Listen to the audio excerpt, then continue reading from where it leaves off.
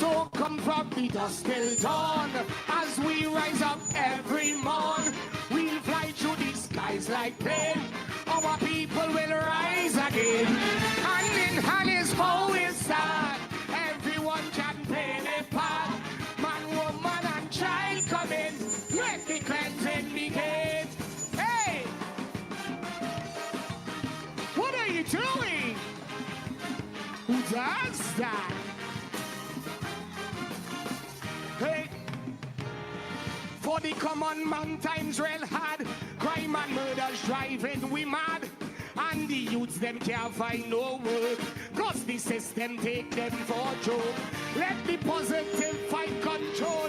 We must not lose sight of our goal. In spite the stress and the strain, let us build our country again. I'm sure we can rise up the shadows as we shine. Through the pain and the sorrows, leave the darkness behind. For the youth and we future, let the healing begin. In the rhythm of the island, let love pull us in. So come from the dusk till dawn, as we rise up every morn. We'll fly through the skies like plane. Our people will rise again. Hand in hand is how we'll start. Everyone can play their part. Man, woman, and child come in. Let the cleansing be. What do we have on the hand like this? Skin up her. I love on you. Yeah, man. Politicians drive their nice car, while the poor man mighty finger. The oil money blowing like dust. The people don't know who to trust. But every crisis we will master and rise to triumph from disaster. We will cast the evil away. We make this all of pledge here today. I'm sure we can rise up the shadows as we shine. Through the pain and the sorrows, leave the darkness behind. This is TTT News on Talk City 91.1 FM.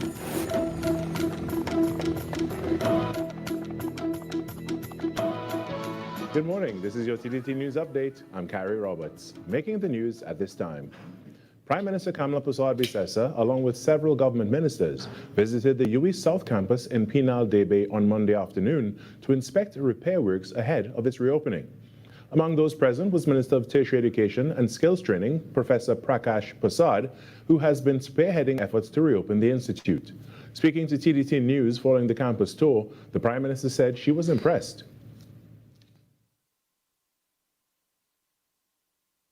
It's just very painful to know that it stood idle for almost 10 years. A lot of work to be done, but you could still see the beauty of it. I feel like I could be a student here all over again. It is a beautiful place. It's breezy, the ambience, you look around. It is a wonderful place for anyone to come as a student to be studying at university. So I'm very pleased at what I've seen, in spite of deterioration in several areas, but it can be repaired and be brought back fully on board. Prime Minister Persad-Bissessar paid tribute to former Minister of Tertiary Education, the late Fazal Karim, who brought the initial vision to life during his term in office. I just hope what happened the last time when we came and we did the topping up ceremony in 2015, just before the elections, that we finish this and get the students on board before any other changes take place in the country. That is my dream right now. That's my goal. That is my vision. That's my mission, to get this campus up and running. Get it up and running and be populated with students and academics here. They will do very well. Rehabilitation work on the UWI South Campus began last July. In March, Minister of Land and Legal Affairs, Saddam Hussein, said the government will take full responsibility for repairs to be carried out by PSAEL, with classes expected to resume in September 2026. Rehabilitation works on the UWI South Campus began last July. In other news, Crown Point Police have released the 32-year-old suspect involved in the fatal jet ski accident that claimed the life of 7-year-old Angelica Jogi at Pigeon Point Heritage Park. After spending 7 days in custody, Senior Superintendent, Tobago Division, Rodell Kirk, said the suspect could not be held any longer unless charges are laid. However, he clarified that this does not mean the suspect has been exonerated. The senior superintendent explained that investigators are exercising due diligence to ensure justice for the child and remains confident that a file with sufficient evidence will be submitted to the Director of Public Prosecutions by the end of the week. Angelica was bathing with relatives at Pigeon Point on April 8th when a jet ski plowed into the group, injuring several people. She sustained multiple traumatic injuries and, despite medical intervention, later died at the Scarborough General Hospital. She was laid to rest on Saturday. Since the incident, jet skis have been banned from Pigeon Point and the Buku Reef Marine Park amid public calls for stricter regulations governing their use.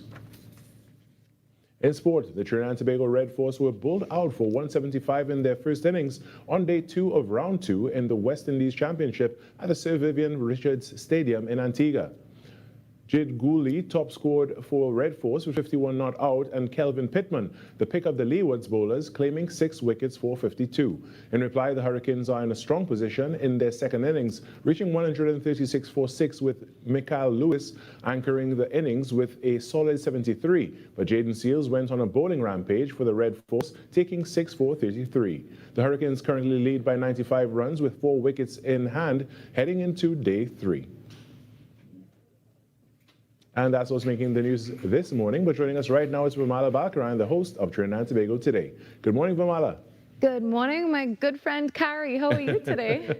I love that greeting. Thank you very much. I'm good. I'm very good. How are you? I'm doing fine. How's your back? Finally, I have a little ease up. It was playing a little tricks on me yesterday. The lower back eased up, and then the middle back was giving me some trouble.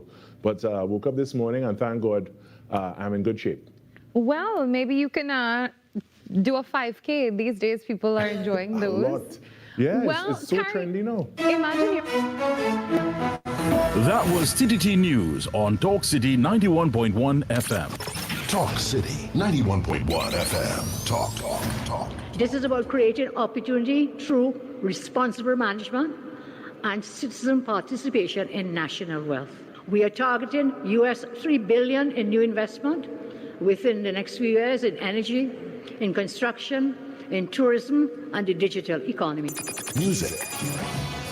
It's reconstruction time in Trinidad, so put your shoulder to the wheel, man, lad, move on, don't stop till you reach the top. You put a hand and I put a hand and we will see. For big and for small in no time at all, prosperity. There's no other way to do it. Show your patriotic spirit, unity. Somehow, if Trinidad ever needed you, it's now. Culture. The budget has goodies and some not so goodies, but that is because fairness requires that everyone plays their part. Engaging conversations. Latest news. Our music. This is Talk City 91.1 FM. Your stories, your communities, your country. TTT News is everywhere, on the ground, across Trinidad and Tobago, and on every smart device. TTT News, nightly at 7. TTT News, committed, accurate, relevant.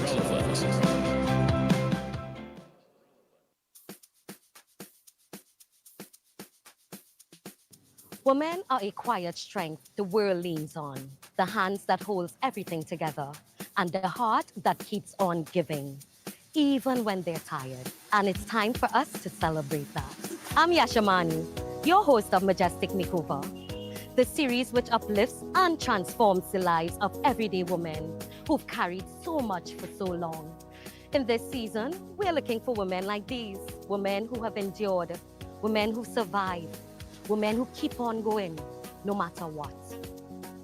A woman who's lost a loved one and finds the strength to go on. A survivor of crime who refused to be broken. A woman over 70 who gives to her family and the community every single day. A survivor of serious illness who continues to live with hope and courage. A physically challenged woman living fully with dignity and determination. These are the stories we want to honor. Do you know her? Nominate her. Let's celebrate her. Send us 2 brief paragraphs which briefly states who she is, your relationship to her, and why she deserves this journey. As well, send us your contact information. Send it to majesticmakeovertt@gmail.com. Because remember, every woman needs to feel majestic. Majestic Makeover Season 3, right here on TTT. This is Destra, and you're listening to the Ground Report on Talk City. Keep it locked!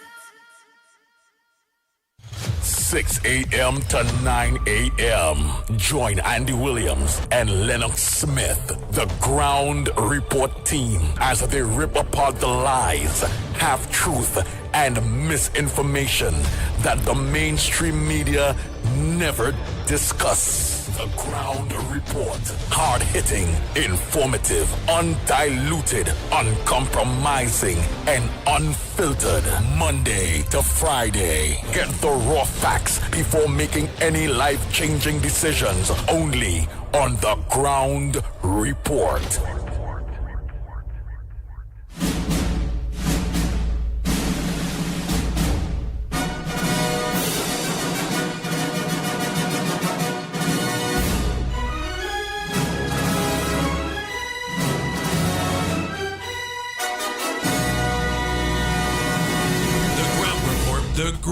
The ground report.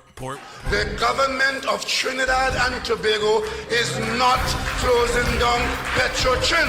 The ground report. The ground report. I would think that there's been very clear that all the employees of Petrotrin will exit the company. All. The Ground Report with Andy Williams and Lennox Smith.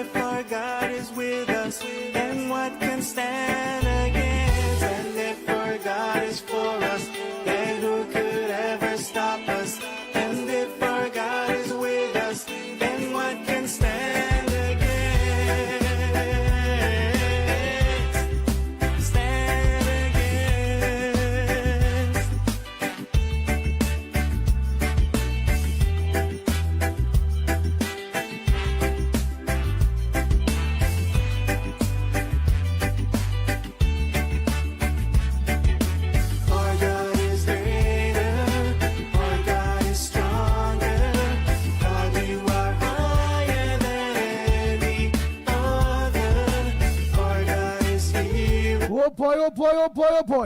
Wendy and Jenna, pleasant good morning. Nadira, it's not Passat, good morning to you. Kudat Mohan, good morning. Afrina, a pleasant good morning to you. Hey, Dave and Deborah, a pleasant good morning to you all. How are we all going? God is good.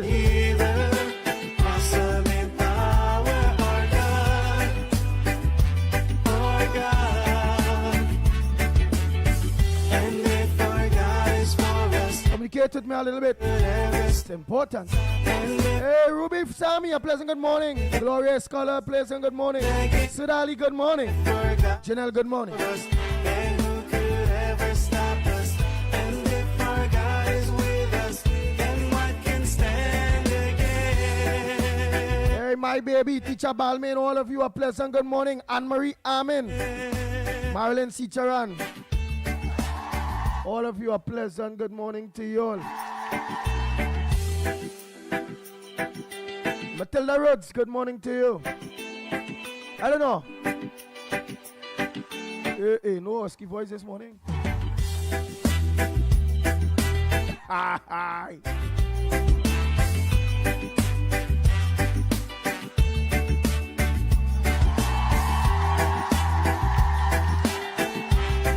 Hey, John Andrew, a pleasant good morning to you. Yes, Anne Marie, amen, good morning. Anthony Ford, good morning to you. Hey, Krishna, good morning. Primraj, a pleasant good morning. Dave Maharaj, good morning. Anne Brown here. Good morning, Jess School, a pleasant good morning to you all.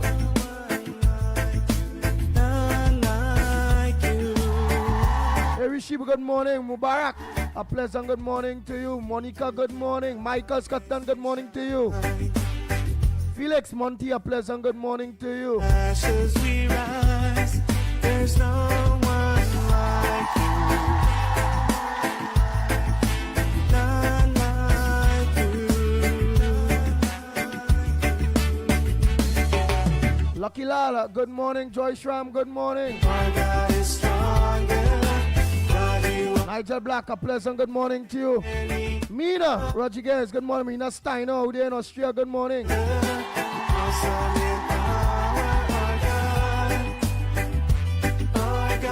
Safi, good morning. It have been long.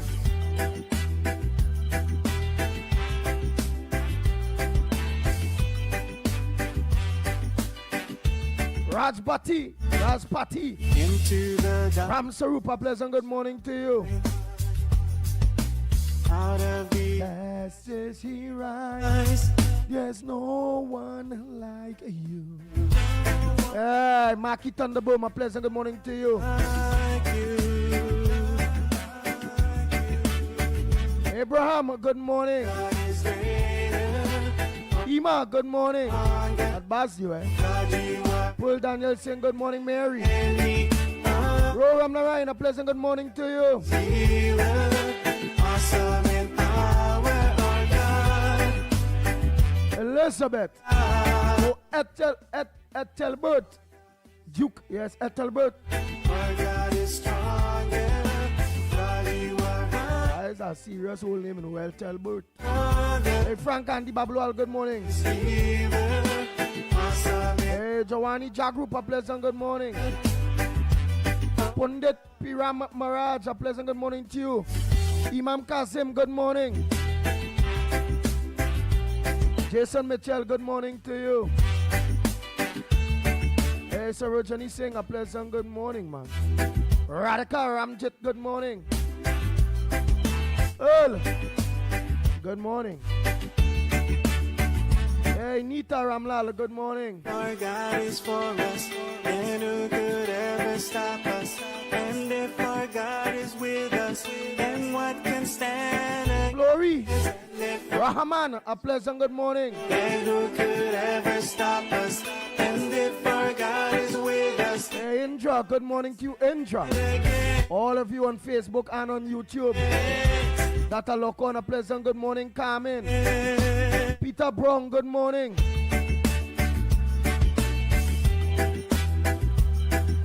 Pamela Palu, how are we going? I ain't seen you a long time. Good morning, Cyril. Good morning to you.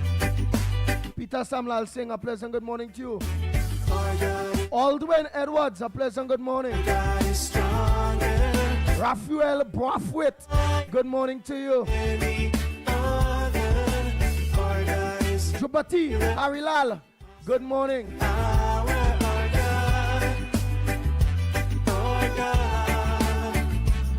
Pringala Mohan, good morning.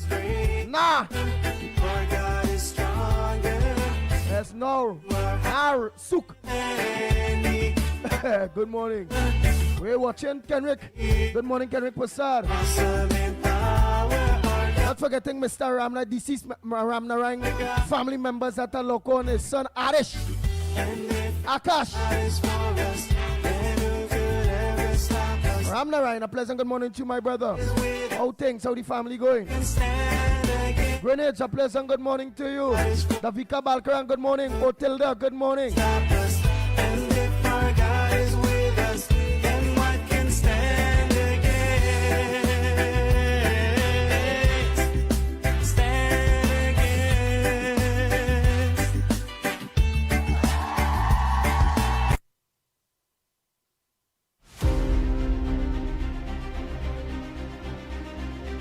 The Ground Report with Andy Williams and Lennox Smith.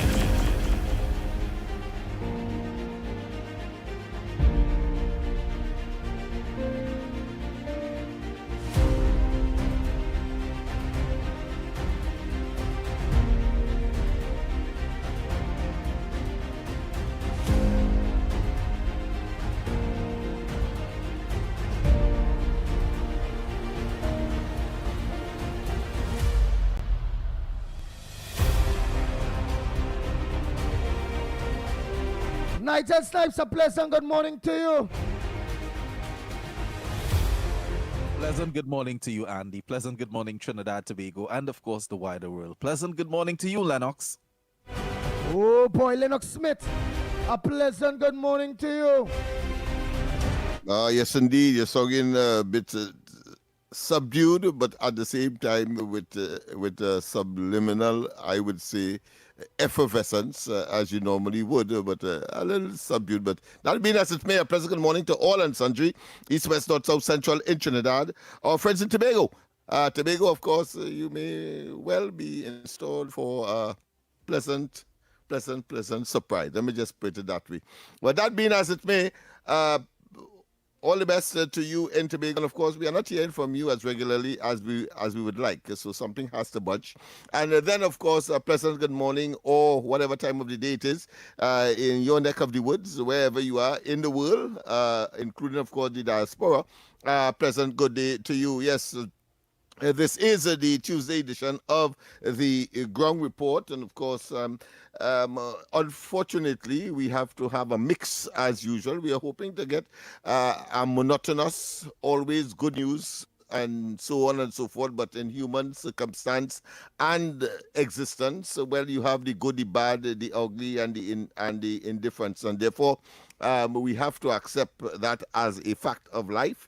And so, of course, the DB campus of the, to be attached to the University of the West Indies, that is my understanding, will be, of course, open hopefully for the 2026 or 27 term. Of course, that will be the law faculty or addition to the law faculty of the University of the West Indies right here in St. Augustine in Trinidad. Yes, indeed. But of course, on the other hand, we have found that there's something like 36 guns were recovered from that situation in San Fernando, that municipal constabulary establishment there under of course, the corporation in San Fernando. And yes, the murders if they get those guns, yeah, meaning they knows the suspects. Yeah. These officers' lives done. They done the life, because so long as they get the guns, they know no, well, all right, it's only take the guns over somebody end up murdered. So they gain charged for murder and robbery and misbehaving public order and what Where's the charges that yeah, well, will come into that when I that time suppose all of the above, depending on the circumstances and where the investigation would guide the officers. But I suspect that knowing Trinidad, knowing the experience in Trinidad, they will, even though one is the ultimate, meaning that is the death penalty, they will throw all at you and hope that one sticks. Based on, of course, the track record of not being able to secure convictions. But talking to Mike, all of the above. I suppose all of the above will be part and parcel of that consideration. I hope that you heard the other parts of what I heard. I said. Yes. Yeah, I heard. Just not too, but So everything. 36 pieces, but 36 guns were recovered, and substantial. I don't know if it's all of the ammunition aspect of it. Not but all of course, recovered yet. the amount of guns that were actually taken was 68. So therefore, there is a deficit of about 30 thereabout. So Right, they but just what get I just wanna also above ask, half. Yeah. What I also recovered. want to ask is that so far, anybody read up on some of the suspects based on if they I have think family 6 members, if they married, if they have kids, where they live. Well, I know one live Claxton Bay area. You know, what all that will be in the investigation. I suppose the police will relieve or why I ask that? That information. Why I ask incrementally, that is to try to sort out what was the mindset of these officers, really and truly. I even said want to think about something like that. The real criminal elements out there more smart than that. Lavanti criminals would have planned that smarter. 2 of which are officers. It's 6, but 2 of which are officers. So it's only 2 officers? Yeah. Allegedly 2 officers so far. Yeah, two officers. All right, so 4 civilians. Yeah, right. So well, it had to be. So we have to. Whilst we can speculate and make conjectures, I think let's see where that leads us. Of course, it is. Well, I mean, it's a very unfortunate situation generally, but what has been eliminated is that she was not sexually assaulted. She was, of course, blunt force trauma as a result of a blow, and she was choked. So therefore, she was asphyxiated, as the term is, lack of oxygen, and that would have caused her. Talking now, Mike. Yeah, yeah. All right, so. That we have, of course, 7 murders over the weekend. One 7-year-old. That's not how it is, man. How it is 7 killed in 3 days. Man, you're putting people to sleep this summer. No, we start up the morning program. I did caution people yesterday. No, the information is crucial and it is depressing to even mention it, but we have to do it. But I did say yesterday that the statistics, comparatively speaking, the same time, this time last year, it would have been 120 murders, and of course, at this time is I think 109. So yeah, I think that's what I'm seeing here, boy. The deception is still there. 110. So there is a reduction, not as we would like, not as drastic as we would like, but nonetheless, comparatively speaking, there is a reduction, and we have to put that into the equation as well. Nice. So Trinidad and Tobago, the lead story, girl 9, woman 20, among 8 killed on bloody weekend. Yes, on a bloody weekend. A day of family fun ended in tragedy when 4 people, including a 9-year-old girl, were ambushed and killed while on their way home on Sunday night. Oh boy, suspect in the fatal jet ski incident released as file goes to DPP. File have to go to DPP. Internationally, at this point in time, geopolitics. U.S.-Iran talks in doubt as Strait of Hormuz. Violence escalates. Oh my gosh, it escalates.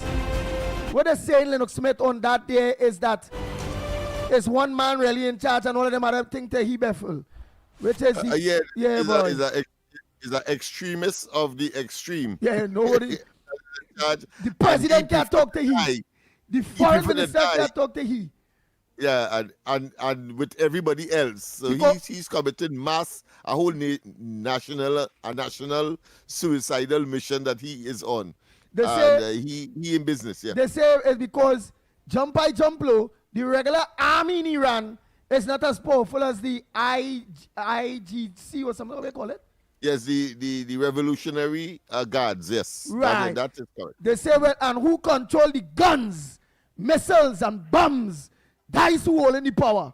And it is that gentleman they say he holds all the power.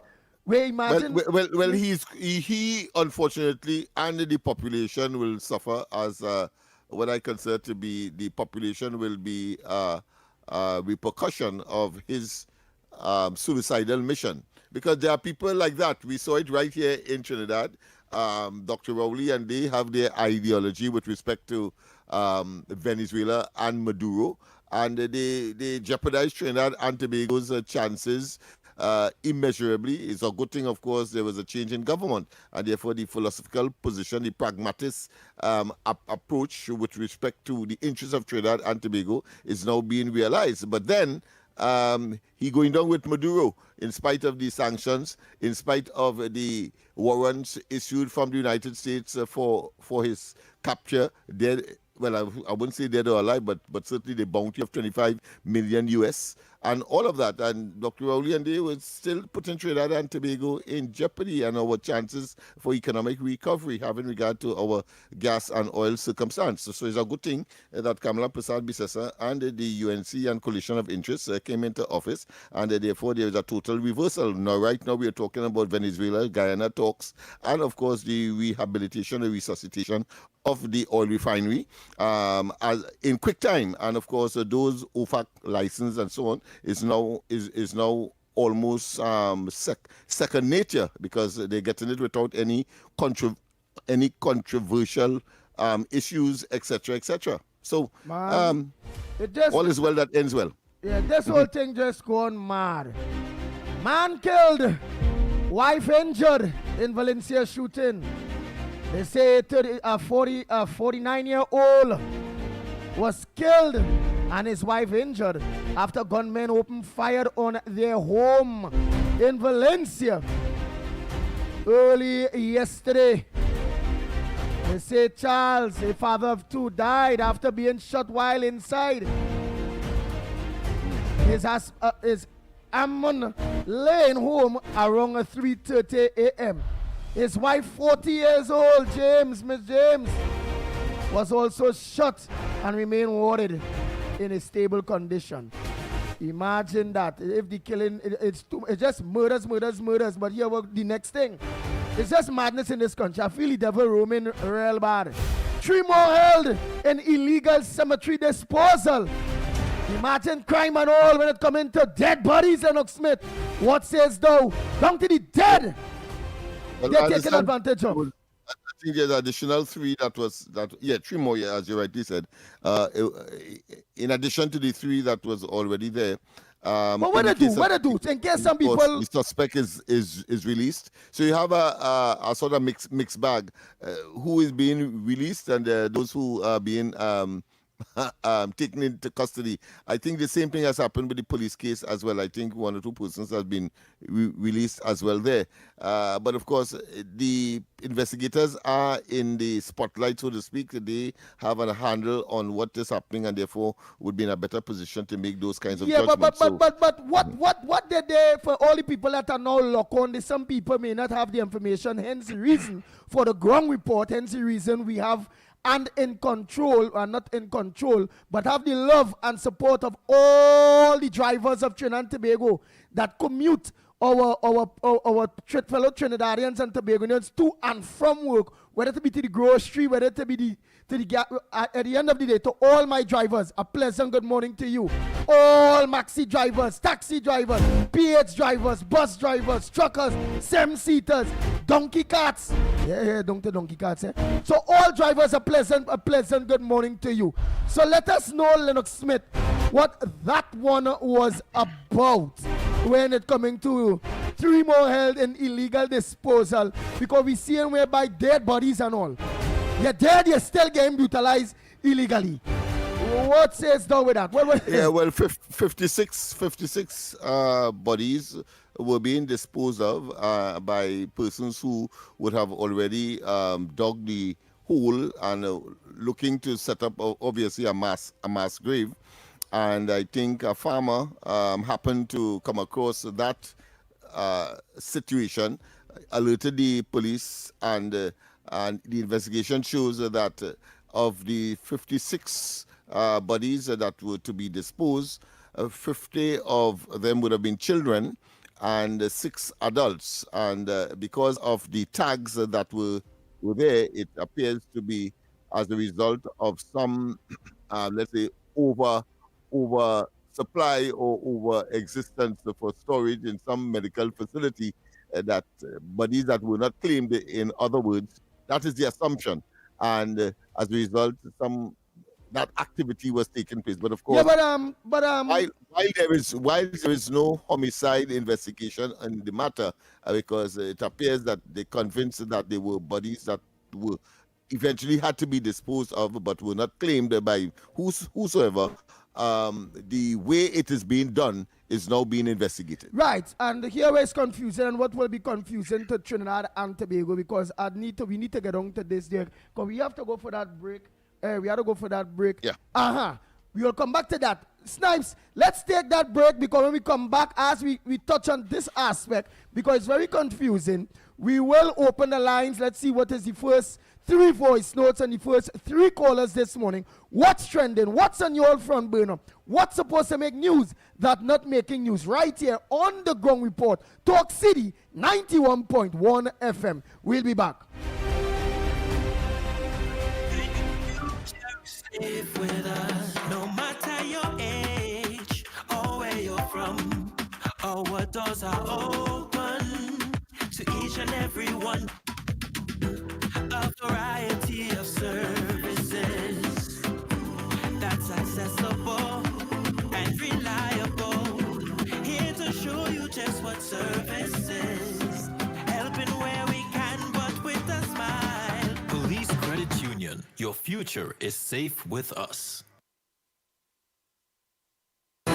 Your stories, your communities, your country. TTT News is everywhere, on the ground, across Trinidad and Tobago, and on every smart device. When it matters, we're there, reporting the news as it happens. Because your world can't wait. Your world moves fast, so do we. TTT News brings you the people, events, and issues that matter most. Stay informed, stay ahead. TTT News, every night at 7. TTT News, committed, accurate, relevant.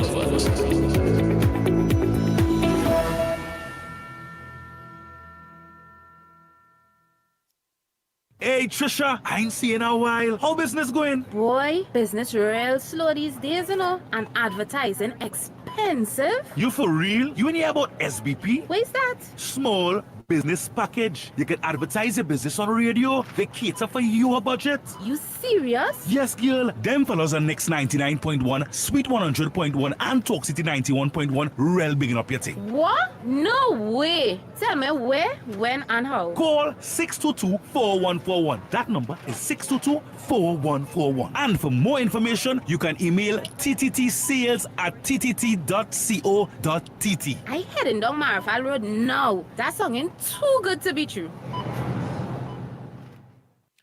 Hey guys, I got some great information. PSCU 60th Anniversary Vehicle and Mortgage Expo 2026.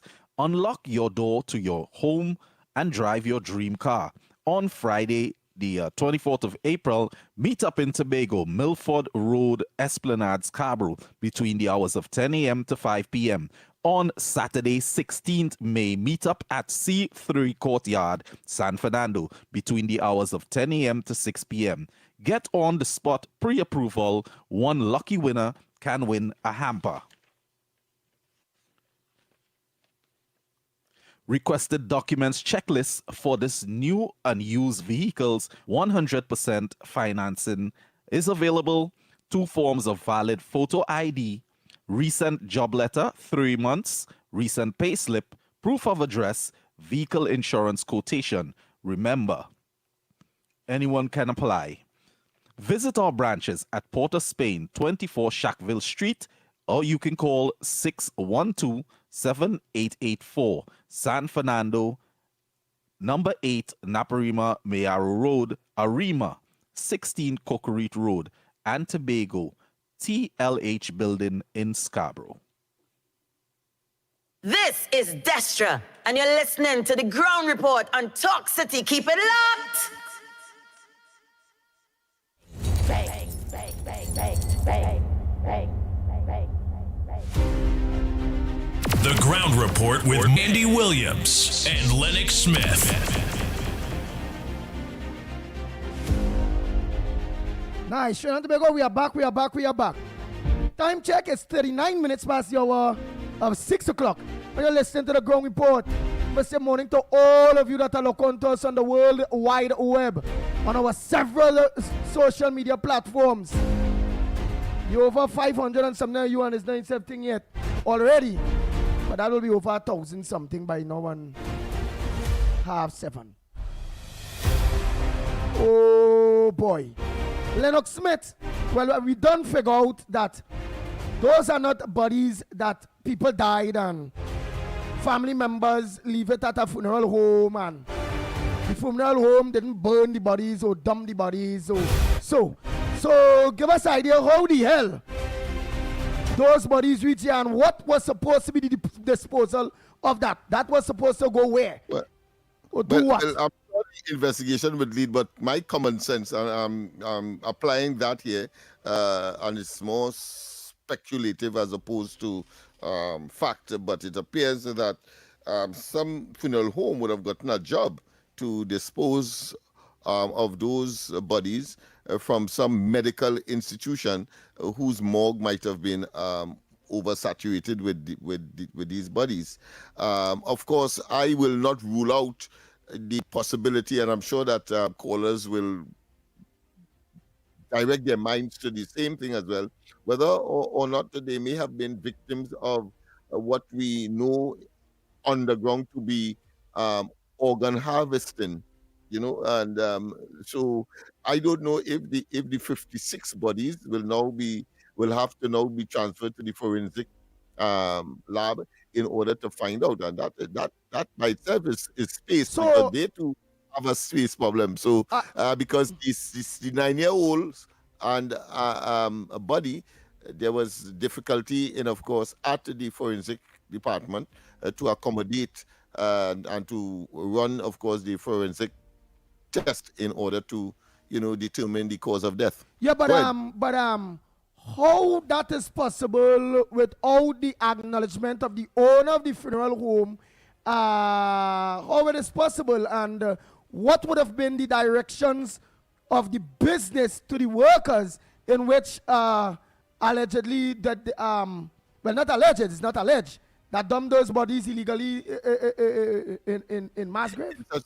Well, I suspect that there would have been a private arrangement if everything to that extent, barring, of course, organ harvesting, which of course is my input, my speculative input. But barring that, if the bodies were stored in a particular medical institution, I could see that, and nobody comes and claims it, because that happens. You have a lot of persons who may be displaced, found themselves in the hospital, and then die. But there is a need for people to come and claim, families, etc. And if there is no such development, then the bodies have to be disposed of. And I could see some private arrangement being made in talking to Mike. How to keep that mouth by the mic. Inhospitable, macabre, and maybe, should I say, unspiritual as it may appear. But I can see somebody making that kind of decision, hoping that nobody will find out, because remember, these bodies were not claimed. Right, and even if it was not claimed, what is baffling to me is that even if it's about organ harnessing or whatever, Well, after you take it, why just don't burn the bodies or just bury them properly where it went up, raise eyebrows? They may be trying to save costs. Okay then. Well, let's go to the line here. Let's go to the line here. That's an expensive proposition. Oh boy, that's a very expensive one.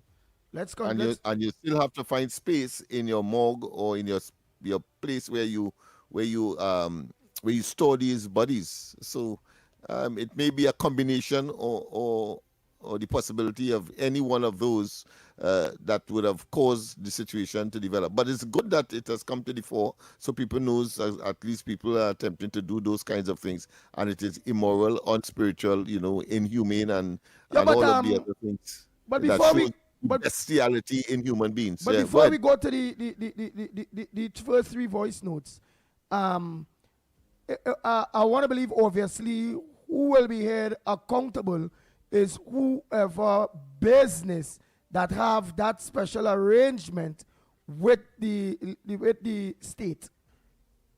Because I expect that a lot of information will be, a lot of tongue will be very loose. Nobody gonna take. If I am the let's say I am the executor for the person responsible for the burials and so on. In that way, and then of course I think I would be saying who hired me. All right. But I feel you need to pull your mic a little more to you. And best you face it, just pull it a little more. All right, or bend it up or something a little bit. Bend it up or something so your voice will flow. Last time I changed the mic and it will help. It will help. Correction. It's in just talking, trying to talk direct front. That mic is not up. Yeah. Let's go. Morning, Andy and Lennox. Let me tell you all something. I was talking to somebody high up in PTSC a few days ago, and the person told me that UE owns the fleet of buses in San Fernando because the San Fernando PTSC has contracted all of the buses to UE as they are paying $2 million per year. So the dispatchers in San Fernando are not interested in sending buses anywhere else.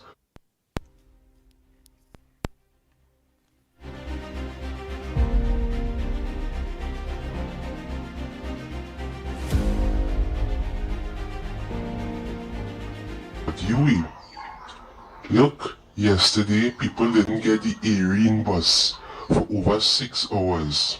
And you know what is going to happen? They're going to sign a petition and drop it off at City Gate, demanding that the Minister of Transport be fired, as well as the dispatchers in San Fernando. And they're going to organize a protest from City Gate straight to the Minister of Transport office to tell him how frustrated they are with his inadequate, inept, and incompetent performance. The San Fernando PTSC is only seeing about UE mostly. They're just cancelling everywhere else, and we never had this problem before. It's only when this administration came into power, this decided to be a big problem. Up to now, they haven't sent a bus from San Fernando to Port of Spain in the afternoon on Monday to Friday since last year, you know. And it's getting worse and worse. They're not sending buses anywhere else. People getting fed up. They cannot drive the cars because they're being taxed with heavy traffic fines. The roads are in a deplorable condition, so taxis are raising the fares. And then you have a whole terminal taking all the buses in San Fernando and sending them to UE. I don't know what is going on, you know. I don't know what to say again. And you and Lennox need to be talking about these things. Deal with the issues. We don't want to hear about what the PNM do in the past and is it worse, and just deal with the issues at hand. People have had enough and they are at a breaking point. You cannot be selling people tickets and you're not sending the bus. That is one good thing about the previous administration. We still used to get our bus to go from Sanford and to Coderspin and everywhere else. They're not a UE bus terminal. Fix the service. And people on the ground are fed up with the performance of this administration. Hey Andy, if Gary was there, this never happened, boy. You want Gary, boy, you want Gary. Gary is the man, Gary.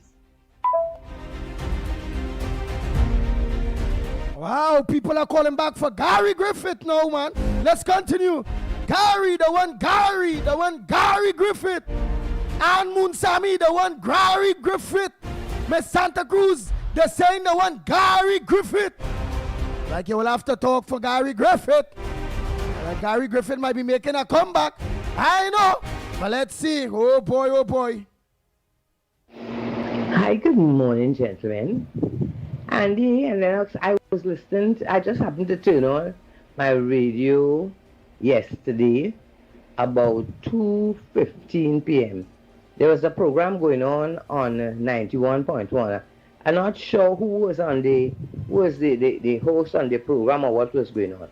But what I found very interesting was the fact that I have been asking, and I have myself over and over, and I have been thinking, why it is Officer Shavadi, who has been doing such an excellent job for years, making sure youths stay on the right path, you know, the police youth club and everything. There's the evidence that he is, you know, a great role model, a great example for the youths in this country.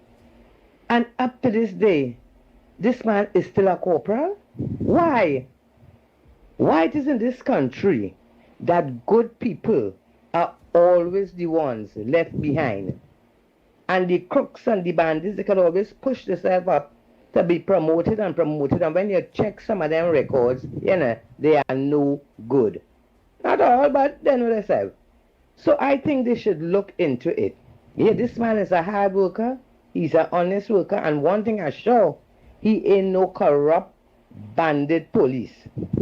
So I am hoping the relevant authorities will look into it and, you know, give him his...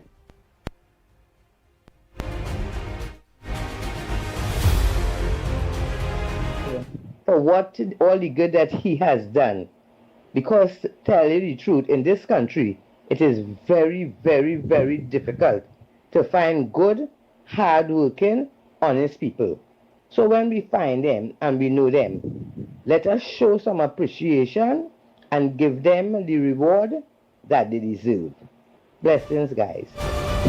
Let's go for that quick break and come back. When we come back, more. We have a lot of voice notes already, man. Everybody want to be on board when it comes to the ground report. Everybody want their voices to be heard. And you know what? Right here on Talk City, 91.1 FM, the ground report. The biggest program, talk program in Trinidad and Tobago. On the morning, between 6 and 9 a.m. When you talk here, everybody hears. We'll be back. Protect yourself from electric shock or death. Before conducting repairs close to overhead lines or the point of connection to your home, contact Tech to request a temporary disconnection. When driving tall vehicles, ensure they do not exceed 15 feet. Do not lift lines to allow vehicles to pass. When carrying out underground works, contact Tech's area offices to ensure there are no underground conductors and cables before digging. At Tech, safety is our priority. Tech, the power to make it work. Island Finance is now closer to you with brand new modern locations. Visit us at Citygate, Port of Spain. Come in for your hassle-free loan from Island Finance. Quick, easy, and convenient. Subject to credit approval and document verifications. Your future is safe with us. No matter your age or where you're from or what doors are open to each and every one. variety of services that's accessible and reliable. Here to show you just what service is. Helping where we can, but with a smile. Police Credit Union, your future is safe with us. This mic set up good because it's about to get low. Thursday, April 30th, lock it in. I'm telling you, next 99.1, Carib, Digicel, we are getting ready to take over the borough. Yes, going 14 destination points. It's all about our signature event. Guess what we heading? We heading points. Expect big energy, live performances, and non-stop vibes with the full 99 family. The action kicks off at 7 p.m. Butch's Lounge. Grab your crew, bring your flag, bring your energy. The best part, it's free. Enjoy exclusive drink specials on Carib, Campari, Magnum Tonic Wine, plus epic giveaways from the Digicel family. For updates and more, follow us on socials at Next 99.1 FM. Pavement Lime Destination. Point is powered by Carib, when the borough comes alive, feel it. Digicel, the bigger, better network. And proudly sponsored by Stamina Energy, rise to the occasion. Blue Waters, life is better with Blue Waters. Campari, embrace the mix. Magnum, vibes for now, vibes for later. And of course, the new class, Next 99.1 FM, the next level of radio. Point, we coming!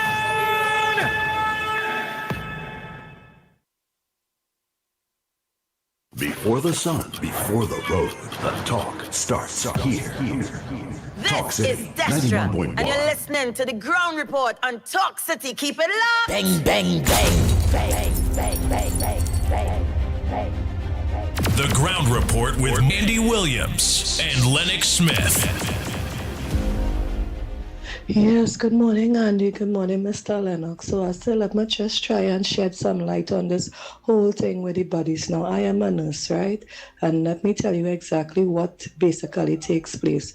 Number one, those babies would have been full-term babies, most likely, that mothers would have delivered in the hospital, right? And for whatever reason, the babies might have expired, the baby might have born normal, but the baby didn't last like long after the baby would have, expired onto the next life.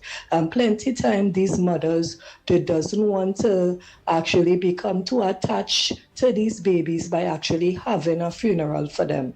Okay, so they will tell the nurse here what to dispose of it. So then now the body now becomes the responsibility of the specific hospital to basically dispose of. Right. Also on the wards, it will have persons who would have expired and died, and their relative refused for whatever reason to come and claim the body. Right now, plenty times these bodies can sit down in the morgue for not just for days, sometimes for years. Right. And remember, the hospital is an institution that will have a large rotation of persons who would have expired. Now, plenty times the morgue does end up full, right? Because sometimes you call and the morgue is full and then even have no space, right? The arrangement with the hospital is that whatever funeral home would come now and would take the bodies. Now remember, it would have people who will claim their bodies,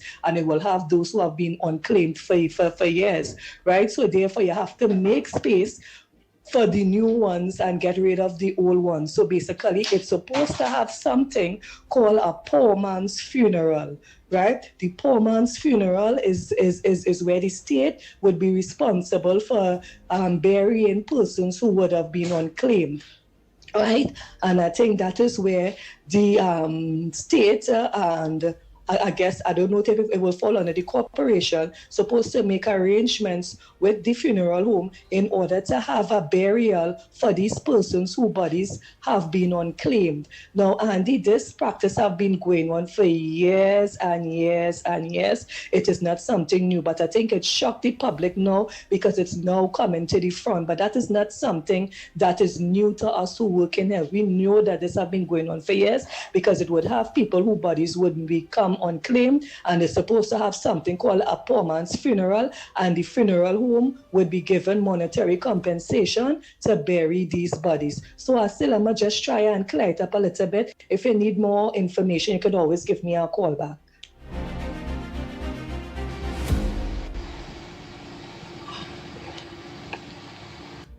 Morning, Mike. Morning, Director. Andy, I know what the person to do is to keep it quiet and some complaining and do something like one me man. Because the boss man, but you make me do something else, you quiet hole, like that.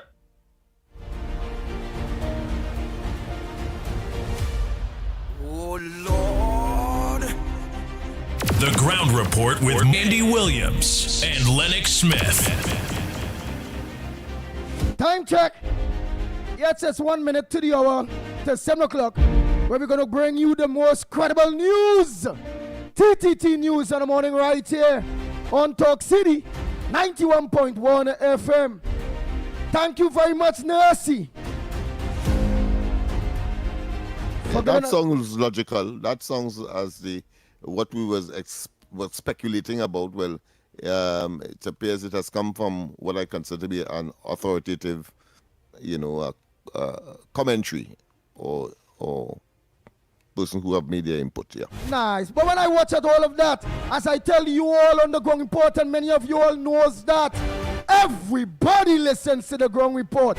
Doctors, lawyers, magistrates, judges, yes, police officers, soldiers, customs, immigration.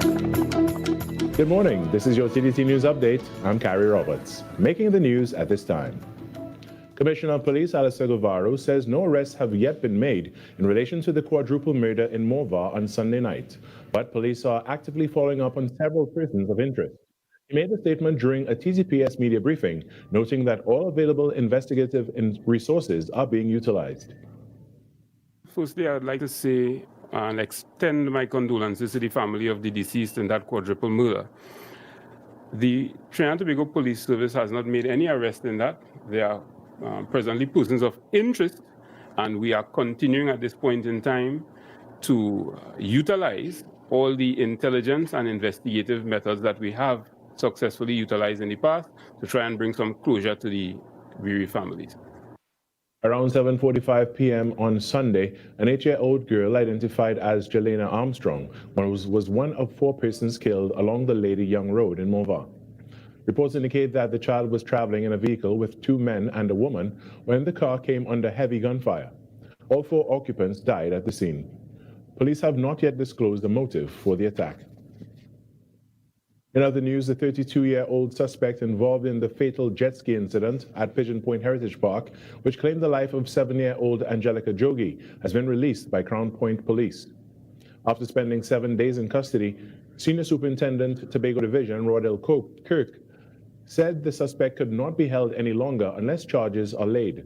However, he clarified that this does not mean the suspect has been exonerated. The senior superintendent explained that investigators are exercising due diligence to ensure justice for the child and remains confident that a file with sufficient evidence will be submitted to the Director of Public Prosecutions by the end of the week. Angelica was bathing with relatives at Pigeon Point on April 8th when a jet ski plowed into the group, injuring several people. She sustained multiple traumatic injuries and, despite medical intervention, later died at the Scarborough General Hospital. She was laid to rest on Saturday. Since the incident, jet skis have been banned from Pigeon Point and the Buku Reef Marine Park, amid calls for stricter regulations governing their use. In some sport now, Trend Media Caribbean Premier Sports Limited and Movietown have joined forces to launch a first-of-its-kind cinema sports experience in Trinidad. Starting with the UEFA Champions League final and select Formula One Grand Prix races, audiences can now watch live global sports on the big screen, immersive, shared, and distraction-free. For brands, it's a premium captive audience unlike anything else in the region. For audiences, it's about elevating how you experience the moments that matter. For advertisers, it's a step change. A captive, highly engaged audience, a premium, distraction-free environment, appointment viewing, not passive consumption, and the ability to integrate across multiple touchpoints, on screen, in venue, and beyond. This isn't just another media channel, it's a new platform for engagement. And that was your TTT News Update. I'm Carrie Roberts. After the break, we return to Trinidad and Tobago Today.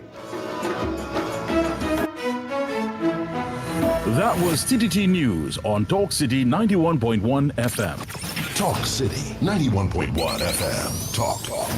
The cabinet has approved the increase in the permissible age of importation of foreign-use right-hand drive private cars, that's sports utilities, SUVs, sedans, and station wagons, powered by gasoline, dieseline, or compressed natural gas, CNG, from 3 years to under 8 years, and under from the date of manufacture. Music.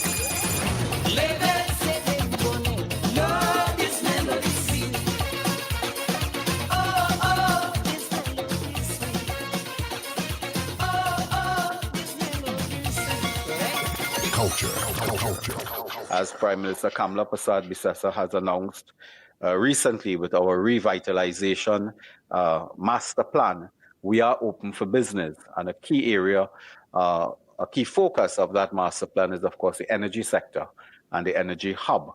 And we will be open for business, not only for Nutrien, but for all other players that wish to discuss their investment portfolio with us. Engaging conversations, latest news, our music. This is Talk City 91.1 FM. More news, more access, more ways to stay informed.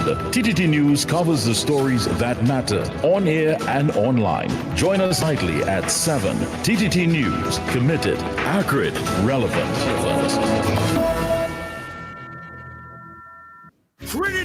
Trinidad! Are you ready? So Trinidad! Are you ready? No. By public demand, coming to Sapa, Laugh Till Your Belly Bust Part 2. This is the encore. In partnership with Talk City 91.1 FM and TTT Limited, Sunday, 17th May, showtime, 6 p.m. sharp. Come see Victor St. Louis Pell and all his funny friends. I tell a man the other day, I say, I is the smartest man in the world. He said, how so? I say, ask me any question and I could answer it. He said, how much seconds in a year? I said, 12 seconds. He said, how? I said, January 2nd, February 2nd, March 2nd. Get a super star. Hey, one of my neighbor girl horn him. The man run and drink poison, boy, he dead. You know why? He drink it in the living room. Louis Spider-Man Antoine, Andrew Friday, The Saint. I'm trying to play hide and seek in the hospital, but they only keep finding me in ICU. Added to the cast, Damian Melville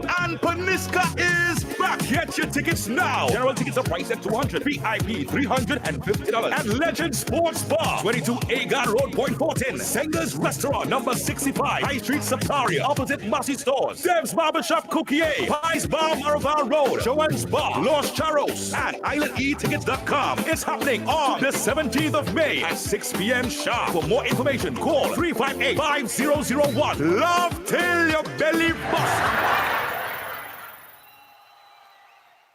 Before the sun, before the road, the talk starts here. Talk City 91.1. This is Destra, and you're listening to the Ground Report on Talk City. Keep it locked. The Ground Report, the Ground Report. The government of Trinidad and Tobago is not closing down Petrotrin. The Ground Report, the Ground Report. I would think that there's been very clear that all the employees of Petrotrin will exit the company. All. The Ground Report with Andy Williams and Lennox Smith.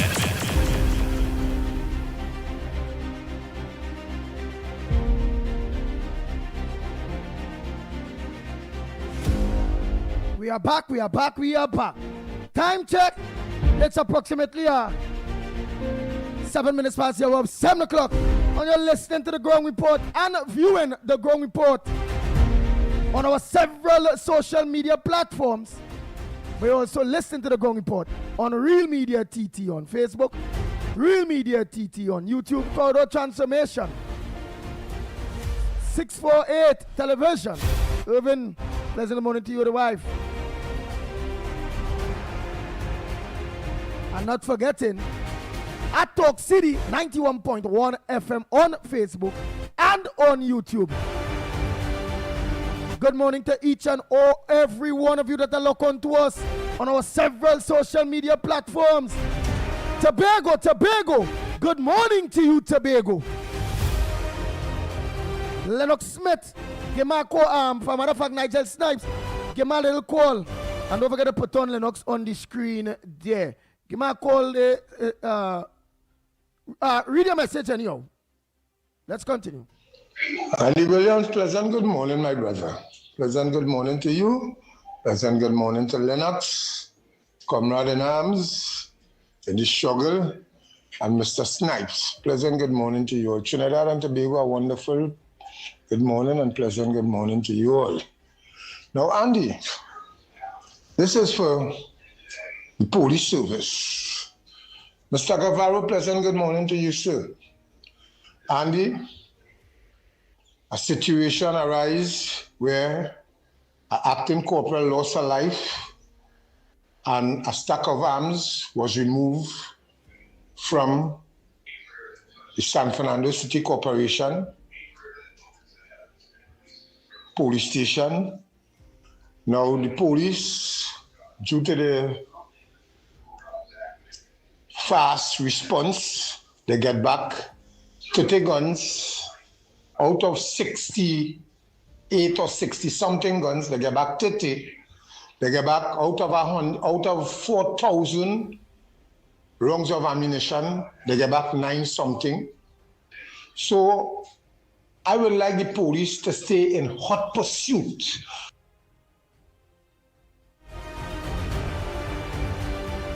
And by now, all this morning, so we're supposed to be hearing, we have found back all the arms. Don't let nobody who you hold them two snake who infiltrate from inside, them two betrayers who infiltrate from inside, play the hole in that secret, and they want to tell you where the rest of the guns is, and they want to tell you, Commissioner, all you know how to do all your work, are given all you by now, and Wednesday, which is tomorrow, to find all them guns. Because anytime all you find them guns in 48 hours time, is because all you're slacking off of the investigation, and them guns going up on the streets. Right? So I'm begging you, please, Mr. Commissioner, tighten the screw on them. You don't have them where you want them already, so let find out where all the guns gone. East, west, north, south, and attack with full force, my brother. I supporting you for that, because them police and them young police and them police and them who want to go and use the state resources to commit crime, the holding people for gun, and instead of lock them up and charge them, they bring 10,000, they holding you for weed, and they want money to let you go and all them kind of thing, and all you fully aware know what is going on. Too much of crime in the police service, too much of bad seed, trying to get rid of them bad seed and them stop defending the police and them. When they do wrong, we know it are good police in the service, but you see the ones and them who doing wrong and are on just killing and all them things. Commissioner, all your time to wake up. Time to wake up. All you have a responsibility. That is your management. That is your role to manage, to govern, to protect, and to serve we. Well, this is the opportunity. You get to open all doors. Open the Pandora box on them and get back all them ammunition, Commissioner. Locked on and listening again, Andy.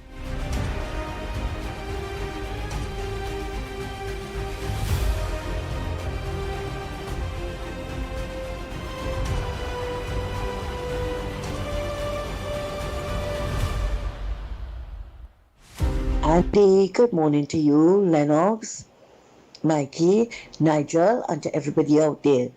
First things first, Andy.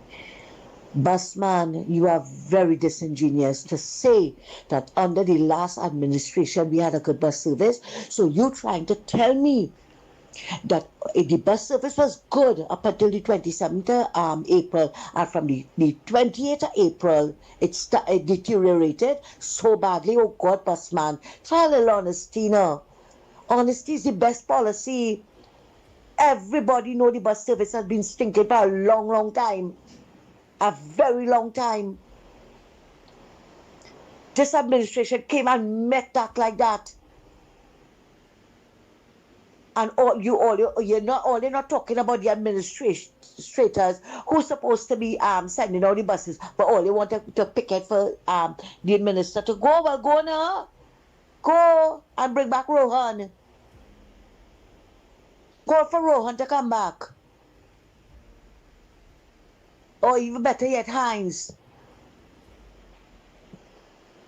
I don't know what all it is getting in being so disingenuous. I don't know. Right? Andy, I hear you calling my name about Gary. Andy, everybody can call for Gary. Everybody can call for Gary. You understand? But I want somebody to tell me what Gary was doing. What Gary did that was so spectacular.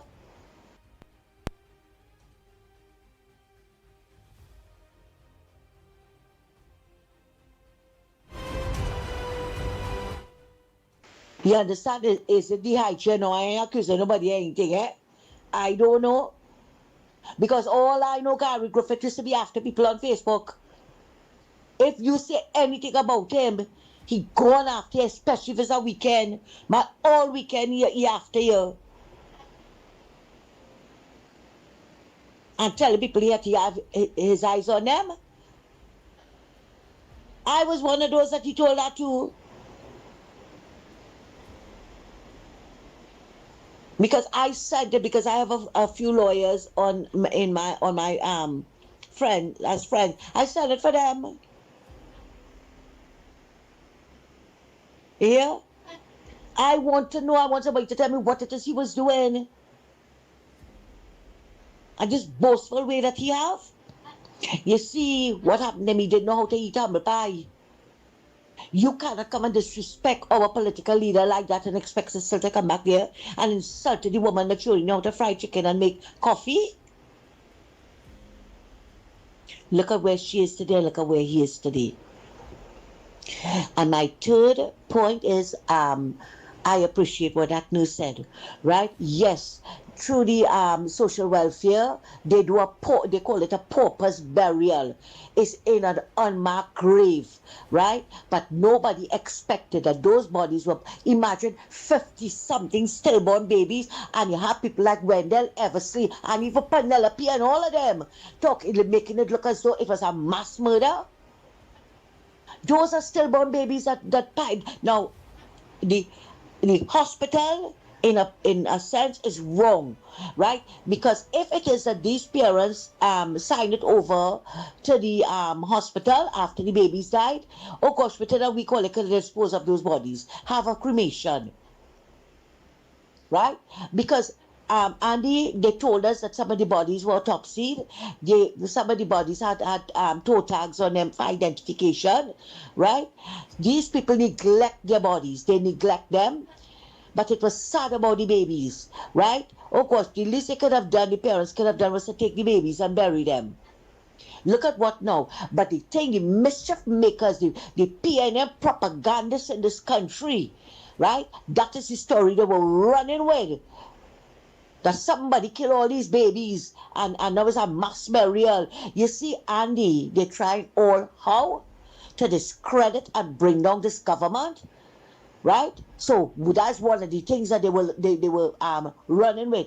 Their lies, their propaganda, their half-truth, and the innuendos about what it is took place with that burial. It was wrong in the way, and you know the funeral home not taking responsibility for it. Because the bodies were passed on to a funeral home. It had to be passed on to a funeral home.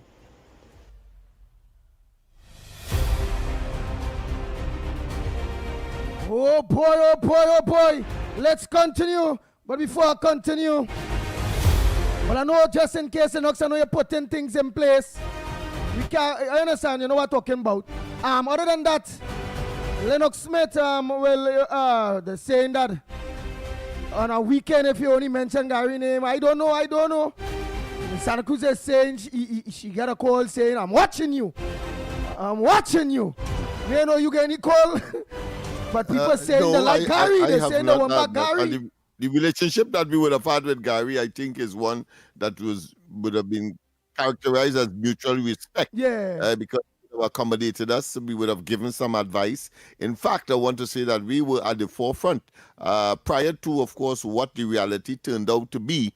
But we were at the forefront advocating for him to become the commissioner of police, knowing his political affiliation and his grounding, and we were a bit surprised that the advice was taken by an administration that would naturally be politically opposed to the original way that he became a public figure on the scene, because remember, he was a minister in a previous UNC administration.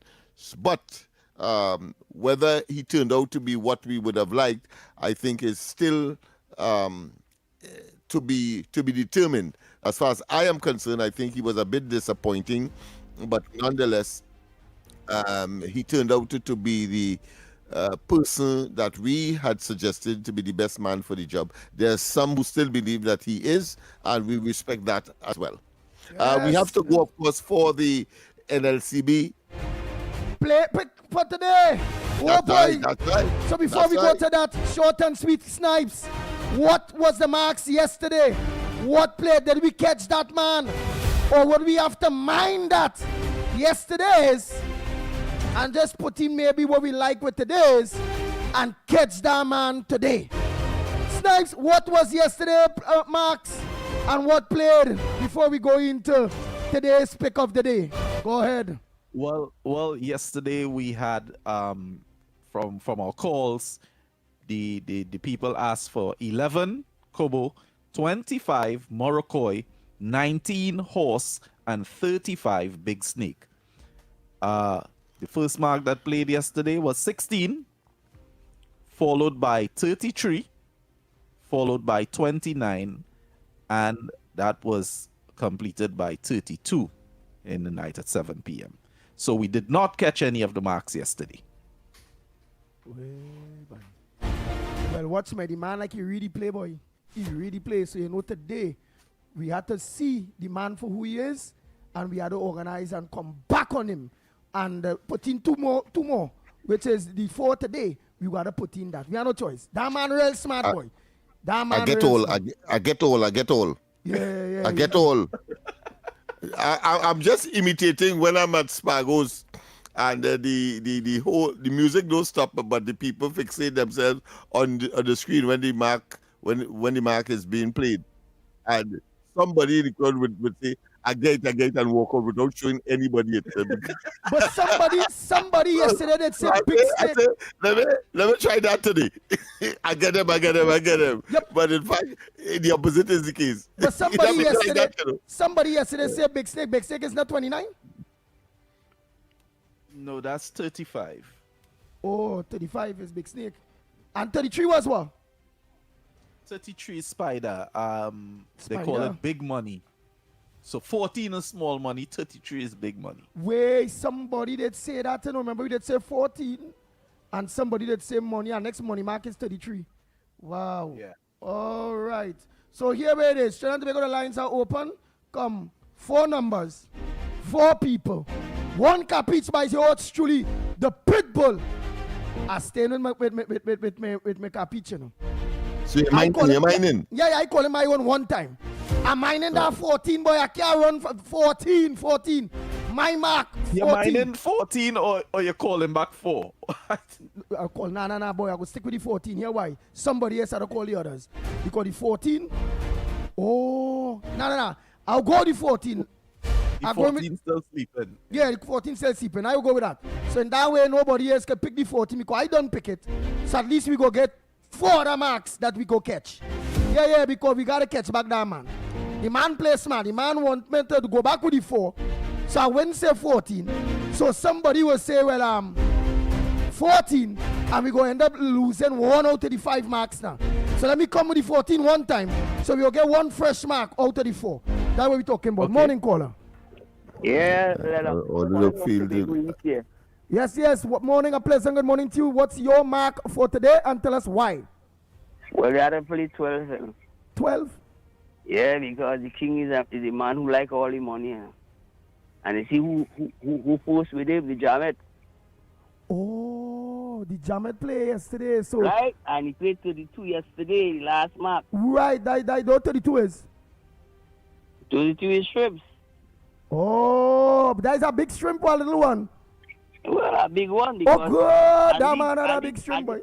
At least you understand that he played 32. He played 32 yesterday, which is net. So shrimps in net for the king. Oh. And he makes sure that he double on 16. 16 was the first mark in the morning. Yeah. 16 and 16 is 32. Oh, yes. Hey, So makes 12, I like 12 today. 12, boy. Play that. 12 is one, boy. This man real good. That man give me the whole story. The man really play, you know, from the Jamet straight to the shrimp to the 32 and 16 and 16 32. And yeah. Andy. Yeah. Hey. Also 29. 29 is a Chinese man and he loves shrimp. Oh, so they play the 29. So that is why the 12 go come, because the king is the one who just get all of that. 29 is the king also. 29 play for king also. Right. So that king who you play today, the 12, go get the Jamet, will get the shrimps, will give shrimps. Yes. What shocks? All right. You So, go, well, go. I thought it's only I alone used to get confused. Let's go, guys. Yes. Next one. Yeah, this man good. One on this side. Yeah, go ahead on this side. Good morning. What's your number? What's your mark? What's my number? That's the first thing you can imagine. Good morning. Good morning.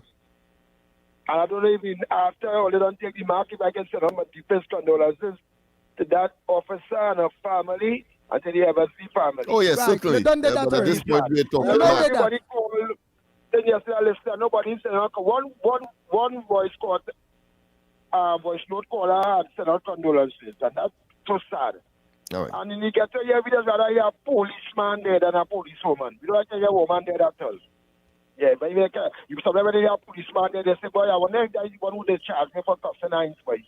Anyhow, I go with the 14. I will tell you about 32. Now you can't go the 14. I don't pick the 14. So you had to come with something else. Andy, man. You're the host, you're supposed to wait for last. You are shitty callers, man. Yeah, but director morning. I know that number to go with by Andy, boy. I like the 14 more than you. Well, 14 play. Small as a place, people let's feel hot by Andy Swin, boy. But that our man tell me in a lot of good places at them. You see when you watch these numbers for only one mark, you space 14. So yeah, why you go bring the 14? 32 was and 14 is only 2-5 missing for the longest while. 32 and what? So you played the 32 I said nice. Oh, 32 was missing. Go come at 14 this morning or before the day done. You had to come at 14. All they who listen in that National Lottery Board. We thankful for this segment. We thankful for the Gong Report. Because the Gong Report came from far, you know. Gong Report came from far. So we send out our thanks to you all for promoting this segment and this edition, as Lennox made us say, of the Gong Report. Nice. And the 14. And you must wait for last, you know. All right, well, both of we pick 14, so we still have 3 marks to go. Hey, right. boy. No, we still have, because both of we pick 3 more. Let's go. We have another one. Good morning. What's your mark for the day? 26 for why? Why 26? Well, you can have bacchanal confusion going on all of the place. We're talking, Mike. No, we need to hear because we just trying to figure out the man. At least you go let we know if you figure out the man. So let we hear. The police and the son shooting the son is after that confusion all over the place. Oh, so that 26 is what? Where is the name of 26? 26 is foul. Foul. Confusion. You know, disarray, bacchanal, you know, all that kind of thing. All right. All right. Well, put him on 26. He said foul. That is confusion. Bacchanal, police, killing police. Hi, good morning. Welcome. Andy. Hey. Good morning. But I can't again. Yes, I like Carnage. 3 this morning. I like 3 today. Why 3? I like 3. Yeah. It's 3 courage. Courage. And right now the police are up and down. A lot of police vehicles up and down all over the place looking for them guns. And plus, the funeral homes and them had to be moving bodies from here, moving bodies from there, moving bodies from all about. So courage is a good mark today. Oh. If it can play this morning, but somewhere going through the day, she will play. All right, that 3. Go ahead. Let me see. One more. Is one more, Snipes? How much we are there? One more. Oh, gosh. One more. Well, one more. You want to take that on your side, or? If it reach on my side, all the other lines are open. Give us that one more mark. Let us know if you beating the man or if you're helping me to beat the man today. Courtesy, the company that loves to give money. NLCB. They just love to give money. And today, money will be given to all of you that log on to the Ground Report to make sure that you all get involved in Andy Pitbull Capich of the day. How many people winning money off of the Pitbull, boy? Thanks, NLCB. I don't know, boy. This is the company that just loves to win money. So one more here. Let me give you the numbers. 225-6644, 225-6644, or 239-5120, 239-5120. Or give us a WhatsApp call too. Or they could call you WhatsApp. Or call Talk City Studios, 622-4911, 622-4911. Tell me I want one more on that side. I must have somebody that going and give you a mark today, boy. Yeah.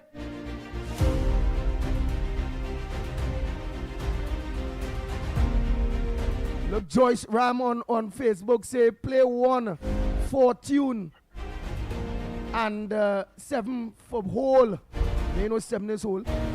Some people say 3 and 4 going to. Hi, welcome. Yeah, we have a caller. Yeah, praise the Lord. I like 6. 6? Why, boy? Where went last night? Where like 6? Where do? Yata belly. Oh. Yata belly. Right? For what? No, we know people listening. People want to know, well, why the 6? They say yata belly. All right, yata belly for what? You impregnate somebody last night? Yata belly to play that. Oh, yata belly to play 6. Because 6 and play a while or what? I say the man. I say. Yeah, I agree. I say you went to maybe impregnate a Venezuelan or something. That's why you tell me 6. But you tell me. Guys, the numbers go as follow today. Good luck to everyone. We had 12 king, 26 foul, 3 carriage, and 6 belly. Andy's capiche for today is number 14. Yeah. You minding that? So let's go for a quick break and come back. When we come back, more right here on the Ground Report. We'll be back. This Mother's Day, let Mom's world be the focus with 30% off Apex Transitions lenses on complete eyewear. Because her day doesn't slow down and her eyes are constantly adjusting. That's why at Value Optical, we don't guess, we assess. Expert care, precision digital lenses designed for real life. Her world in focus with flexible payment options from Credit IQ. Conditions apply. Offer available until May 10th. Value Optical. Expert care for your eyes.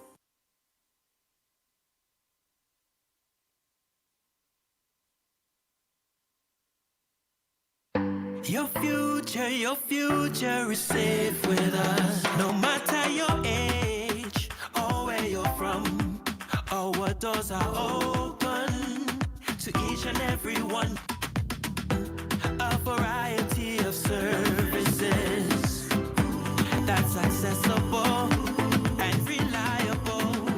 Here to show you just what service is. Helping where we can, but with a smile. Police Credit Union. Your future is safe with us. Join Eternal Light and Word of Life communities for a fun-filled Goshen Day fundraiser on Sunday, May 3rd from 7:30 until 6 p.m. at St. Charles Borromeo RC Church, Eastern Main Road, Tunapuna. The day begins with Mass at 7:30 a.m., followed with activities like bingo, hoopla, pick a number, and much, much more. Visit the Health and Wellness booth and check out the variety of plants and books on sale. At Mama's Kitchen, get your delicious treats. Come out and support Goshen Family Fundraiser on Sunday, May 3rd from 7:30 a.m. until 6 p.m. at St. Charles Borromeo RC Church, Eastern Main Road, Tunapuna. Looking forward to seeing you there.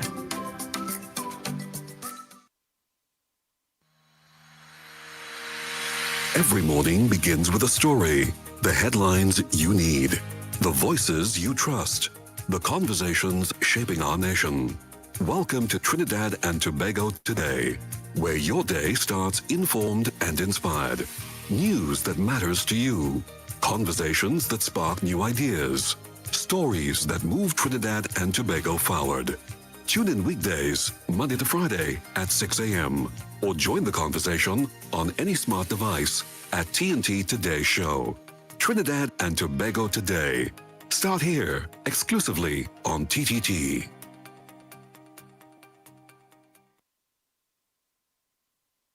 Talk City 91.1. Bigger, bolder, and more powerful than ever before. A brand new era of talk radio is here. This is Destra, and you're listening to the Ground Report on Talk City. Keep it locked. Bang, bang, bang, bang. The Ground Report. The Ground Report. The government of Trinidad and Tobago is not closing down Petrotrin. The Ground Report. The Ground Report. I would think that there's been very clear that all the employees of Petrotrin will exit the company. All. The Ground Report with Andy Williams and Lennox Smith.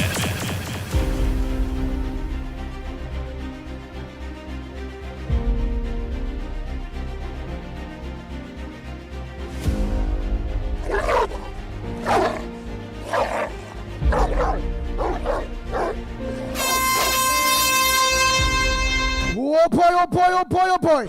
We are back. Time check. It's at 35 minutes past the hour of 7 o'clock. And you're listening to the Ground Report right here on Talk City 91.1 FM. You're also viewing us on our several social media platforms. I must say a pleasant good morning again to Tobago. Good morning to you. And to all my drivers, all my maxi drivers, taxi drivers, PH drivers, bus drivers, truckers, 7-seaters, all my drivers that make sure that the Ground Report are number one in the morning, because you all are commuting thousands of people to and from work around this hour. Good morning to you drivers. Nice, let's continue. What is the latest with the Honorable Minister, my brother? We are waiting. He's winding up on the next side, and then of course he will. I can almost confirm, but nothing always positive. Well, all right. Yeah. So he's being escorted in. So. Well, all right. So Trinidad and Tobago, our senior Derek Shabadi today taking in front, Officer Shabadi will be having a special guest today between the hours of 12:30 and 1:30 p.m. His special guest will be retired principal of Mokorapo Boys, Miss Hillary Ann Brown. Topic: education system. That's the topic, education system. Oh boy. So what I'm going to do is just play a voice note by the meanwhile, or next voice note by the meanwhile. Yeah, well, I am not going to make any comment there, because yesterday I was almost castigated for commenting. I'd say that preempting and so on. So you see, you notice I make sure radio silence went before a comment. Yes. I don't want to cross threads with this police officer. Yeah, exactly, and he's listening. Let's continue with voice notes here, quick. Everybody here. So I have a few words of the day for Lennox. The first one is admonish. Let me admonish you all. Don't be talking about international events. With us, he's elsewhere. Nice. Yeah, so you I watching him, man. I watching. Just call for you. Hey. I watching him, man. I watching him all morning. Why is this technology, you know? I see assistant Trinidad and Tobago.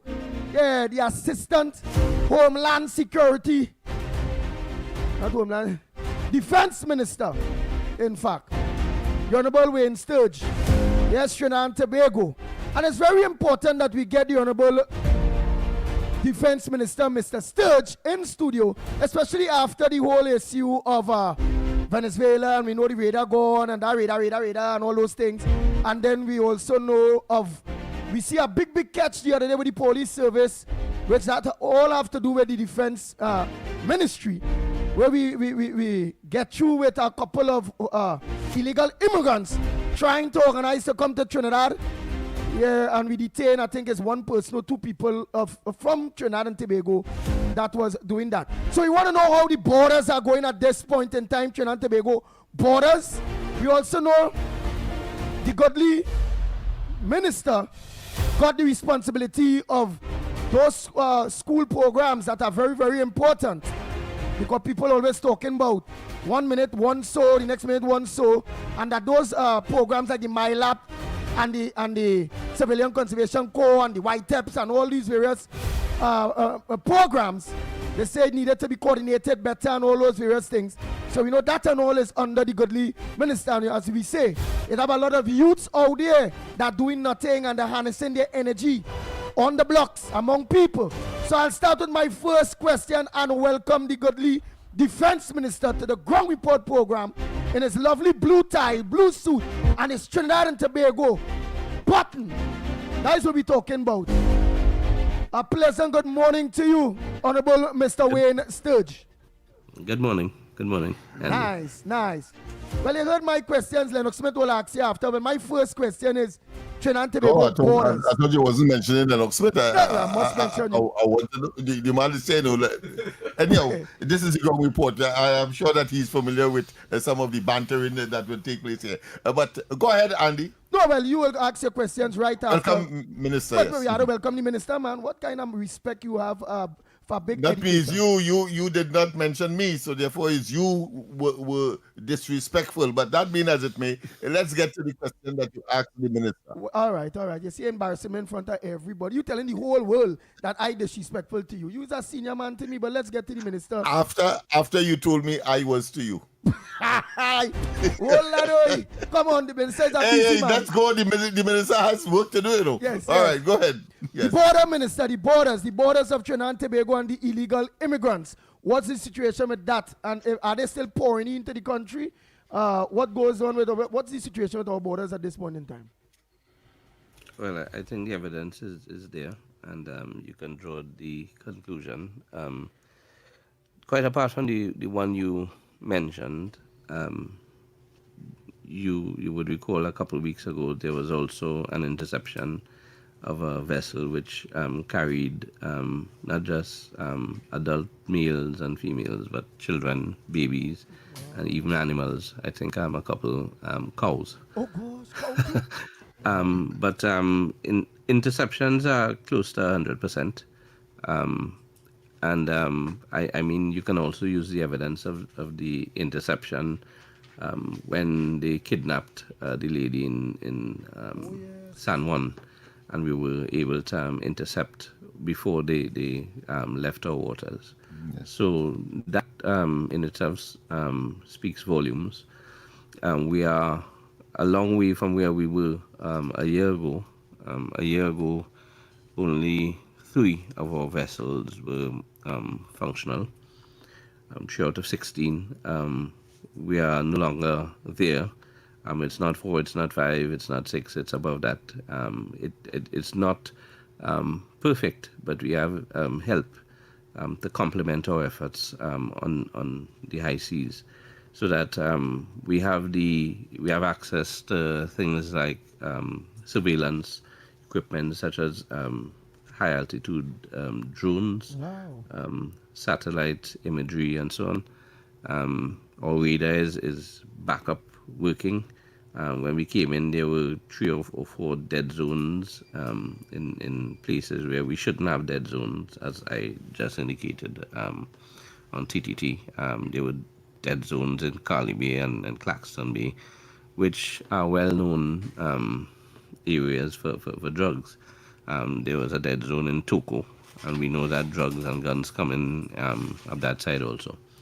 So we've got the radar back up and running. It's 100% now.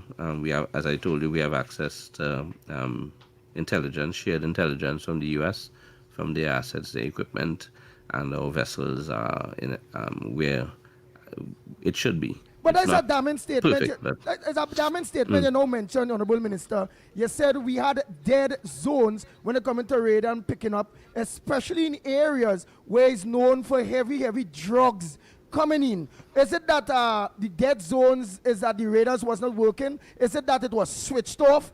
I can understand when it comes to national security, we having dead zones in a country.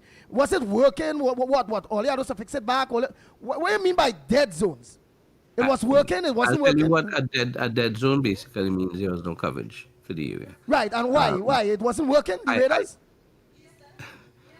I don't want to go too deeply into it. Just suffice it to say, because I'm not it wasn't switched off at the radar center. So if you are thinking that those at the radar center may have been complicit, no, that's not correct. Okay. But you have to remember that I went to Toko the other day, and there was one of the radar towers right there, and there were some issues, and there were personnel from the radar center there fixing the issues. So the physical infrastructure is out there in the open, and if it's out there in the open, then it's exposed to the elements. The elements would know. So that I am virtually certain it had nothing to do with members of the radar center being complicit. All right, well, which will mean that the Godly Ministry will organize and at least post security to man the radars, just in case, because remember, we don't know, in case criminal elements deliberately make sure it had dead zones in order for illegal guns and drugs and thing to come in. Right, that was my question. So we realized Trinidad and Tobago have been covered. You also mentioned more boats. We have more patrol boats and all those various things compared to 3 that we had before. And more to come. And more to come. Wow, and more to come. So on the grounds now of MILAP and Conservation Corps and all these programs that supposed to be back on board soon for the youths when it comes into harnessing their energy. Because right now they're out there doing nothing. What says thou on that aspect? It came to cabinet twice, and we sought to have our PermSec and others reduce the cost, because the issue right now is the programs are extremely costly, and when you look at the cost per student, if you apportion it and say it costs this much to educate this student, it is double in some cases, and in some cases triple what you would pay to educate a student at the university. So that was untenable, as we were saying. The program is top heavy, and the salaries are largely inflated. Wow. So we sought to in essence, prune it. We came to cabinet, and it has to be further pruned.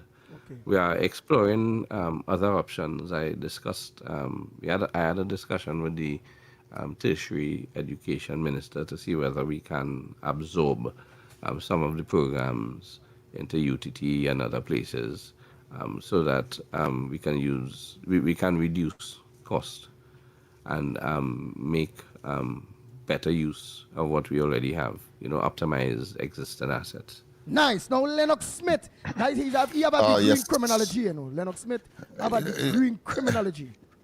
All right, Andy.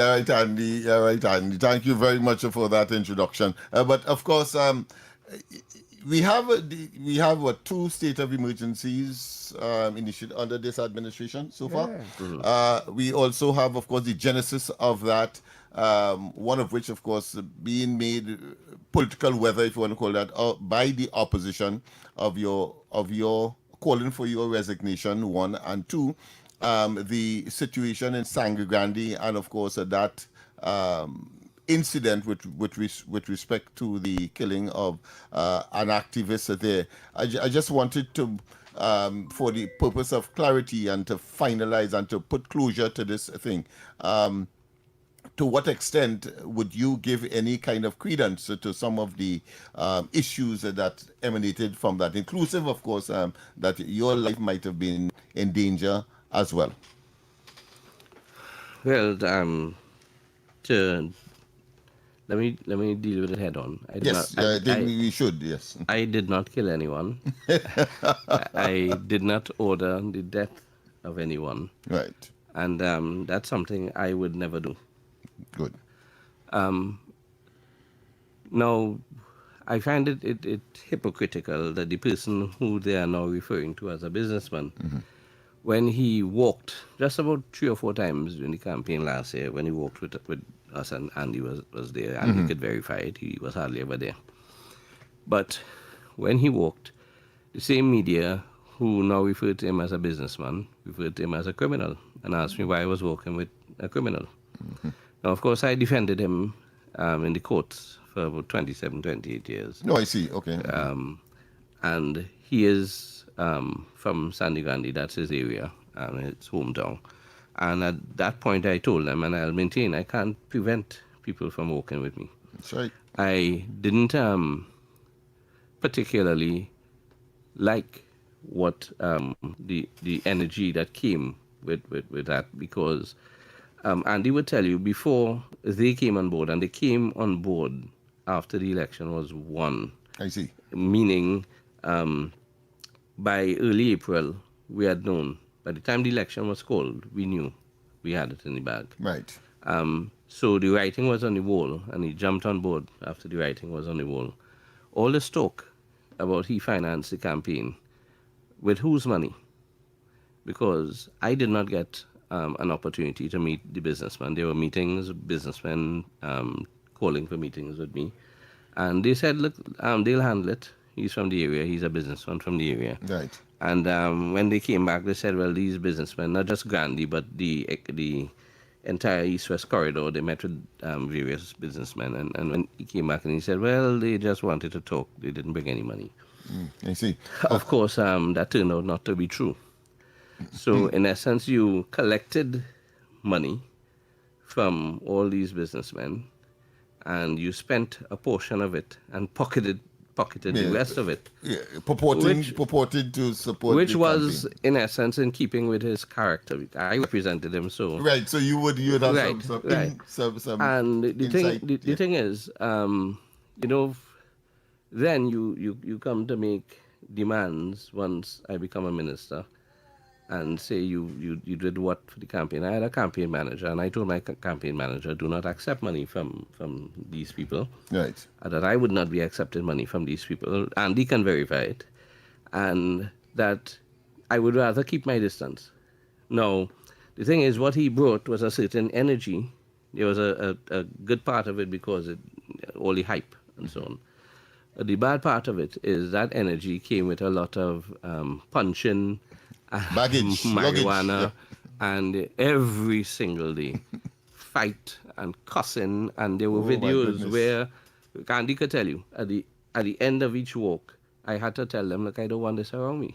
Right. And in fact, at one stage, I would not tell them where I'm walking the next day. I would do what I had been doing before, and then they'll get wind of where I was walking. By the time they came with their music trucks, it was already dark, and they came to party and have fun, right? I'm saying, just someone.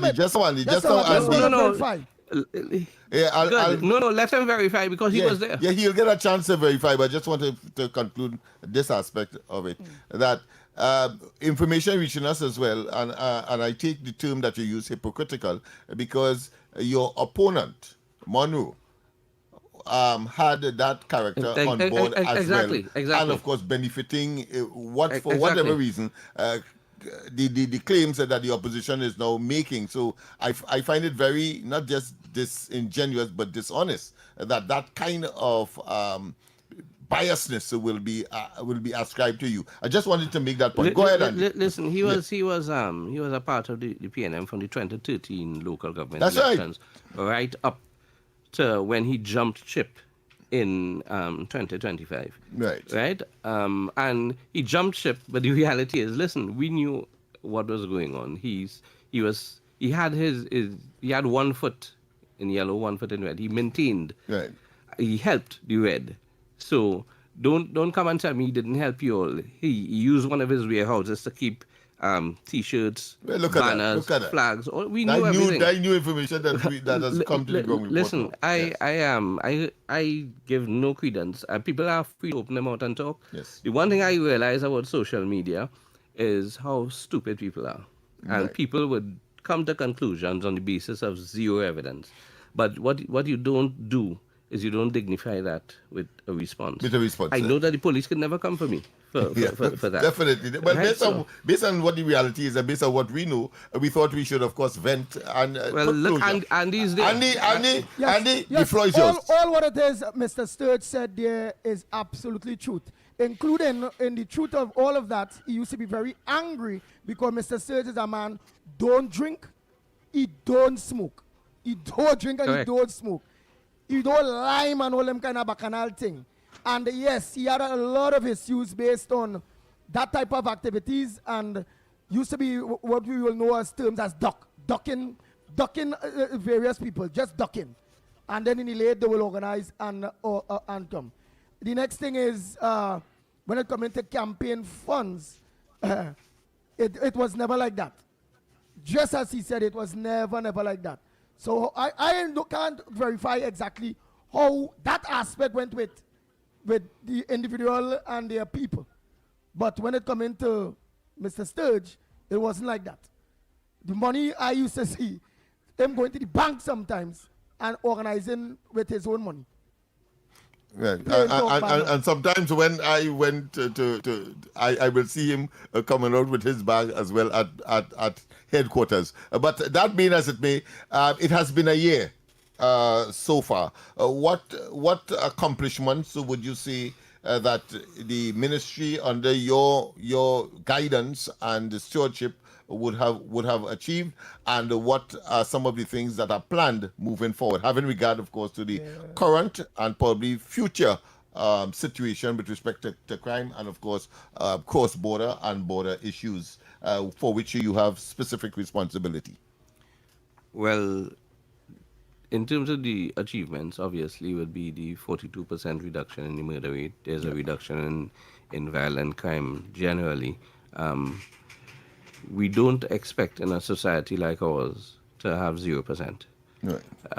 No society, in fact. No society. That's easy. But there are some societies that come pretty close. Pretty close, yeah, but never 100%. Right. So we know that. But as I indicated in an interview just now, you have to disaggregate the murders and compartmentalize. And that's what we did early in the game. We, in essence, said, listen, there was 620-something murders in 2024. What portions could have been attributed to hits coming from the inside? What portions related to turf wars? What portion could be attributable to crimes of opportunity, like you go to rob or you kidnap and you kill, that sort of thing? And what portion would be, in essence, domestic? Good. Which includes crimes of passion. Yes. Crimes of passion, that would be something you fix in the long term. Because to fix that, you have to fix mindset. You have to fix values. You have to fix culture. You're a criminologist as definitely. Right. But people are not too concerned about fixing crime in the long term. They don't want to see the results 10 years on the road. They want that. That's right. Immediate gratification. Yes. And that's the proximal causes of crime. So in the proximal causes, we had to deal with the proximal causes. Yes. Communication from within the prison was responsible for a large chunk of the murders. You've seen what happened. It was at an opportune time when things were being planned, and we, in essence, prevented communication. in a sustainable way, not where you simply go into your cells, take the phones, and the next day new phones come. Yeah, that's right. Right, You have a recidivist sort of arrangement. You put them in a situation where they absolutely cannot communicate. That's right. Or you severely restrict their ability to communicate to the outside world. You've seen the results of that. Yes. We have a 42% decline in murders. We had hoped to have ZOSO passed. We are still, we have to work without it in the interim. I'm sure it will be passed eventually. So that's one of the plans we have, to pass it. We will get it passed. Stick up in there before we go to the future, the little minute time we have. And that is ZOSO. Many persons are unaware of the social intervention aspect of that. In fact, I'm sure that if that was the focus, the independent senators, at least, barring, of course, the political agenda of the opposition, but the independent senators might have had a difference in terms of their approach, and maybe we might have as also now, because people in Laventille and these places that need that kind of intervention, that the legislation would have mandated the government to engage, I think, have been lost by many, and therefore I think is a golden opportunity for you to tell us what we have missed in terms of that, as it was. I know you have to amend it to suit the passage, but I mean then. My view, and I'm a criminal defense attorney. The Attorney General is a constitutional lawyer of repute, yes, of note. So I would John Jeremy, yes. I would always yield to his wisdom and his experience and his acumen. But my own view, having read the cases they keep referring to on Section 13 of the Constitution, that's Suraj and Surat, yes, Al-Rawi's favorite cases. My own view is that we did not need a special majority. My own view is that it could have been passed with a simple majority, because the only two parts where there were infringements to Section 4 and 5 would relate to the cordon, because it limits movement, and the curfew. Yes, unfortunately we have to go for the news, but Mesa, you'll wait until after. Yes. Making the news at this time. Investigations are continuing into the tragic death of 7-year-old Angelica Jogi, who was fatally injured during a jet ski incident at Pigeon Point earlier this month. Senior Superintendent Rodel Kirk of the Tobago Division of the TNT Police Service gave an update on the police inquiries. We will approach the DPP. And the reason being, we are comfortable that where we are in terms of the statements that we obtained, that we can approach the DPP relative to, seeking advice as to if there is anything further that we can do, or anything additionally. We'll ask for that advice. Superintendent Kirk described the matter as unique and stressed the need for the police to thoroughly investigate the matter before moving on to the next stage. You have to be thorough, so you have to explore all the options available, because the main purpose of the police is to ascertain whether there is criminal liability in the act which occurred. Right? You have to look at that. In spite of what it looks as on the surface, we have to make sure that when we do our investigation, we do it in accordance with the SOPs and the guidelines afforded to us as police officers who treat with these matters on a daily basis. Kirk appealed to members of the public for patience, assuring that the Trinidad and Tobago Police Service remains committed to a careful and transparent process aimed at establishing whether any criminal liability exists in Angelica's death. In other news, Prime Minister Kamla Persad-Bissessar, SC, says the UWI South Campus, Pinal Debe, was 75% complete when her administration left office in 2015, noting that the project was at an advanced stage at that time. 2015, this campus was 75% complete. The opening was expected to be in 2016. Of course, none of that happened. After 2015, not open. 2019, as the young lady told us, was used as a COVID facility. The costs continue to rise from $499 million TT to $600 million TT dollars. No students enrolled. Speaking during a visit to the facility on Monday, ahead of its potential opening in September, the Prime Minister noted that they are now working to bring full restoration to works at the campus. I'm told that 10 major tenders have been initiated to cover the full restoration works. Is that correct from your reporters? And that a project administration and monitoring services has been awarded, as I said, to Acuitas Caribbean Facilities Management Company Limited at a really reasonable cost. And again, I thank them very much for their work and helping us realize this dream here.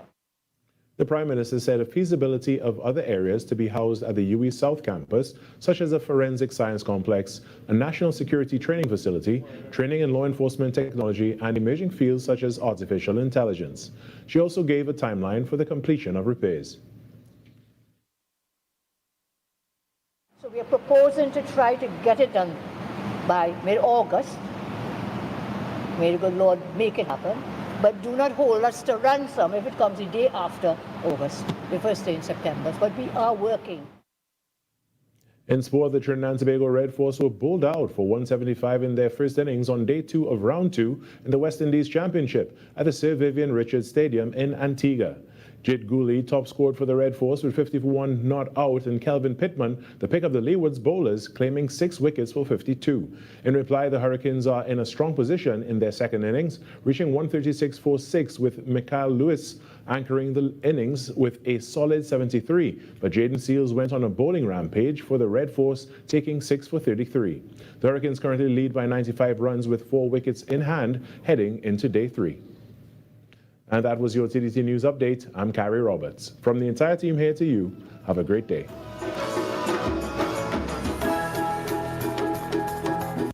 From now until May 31st, double the deals and double the possibilities with Eastern Credit Union's Dream Deals.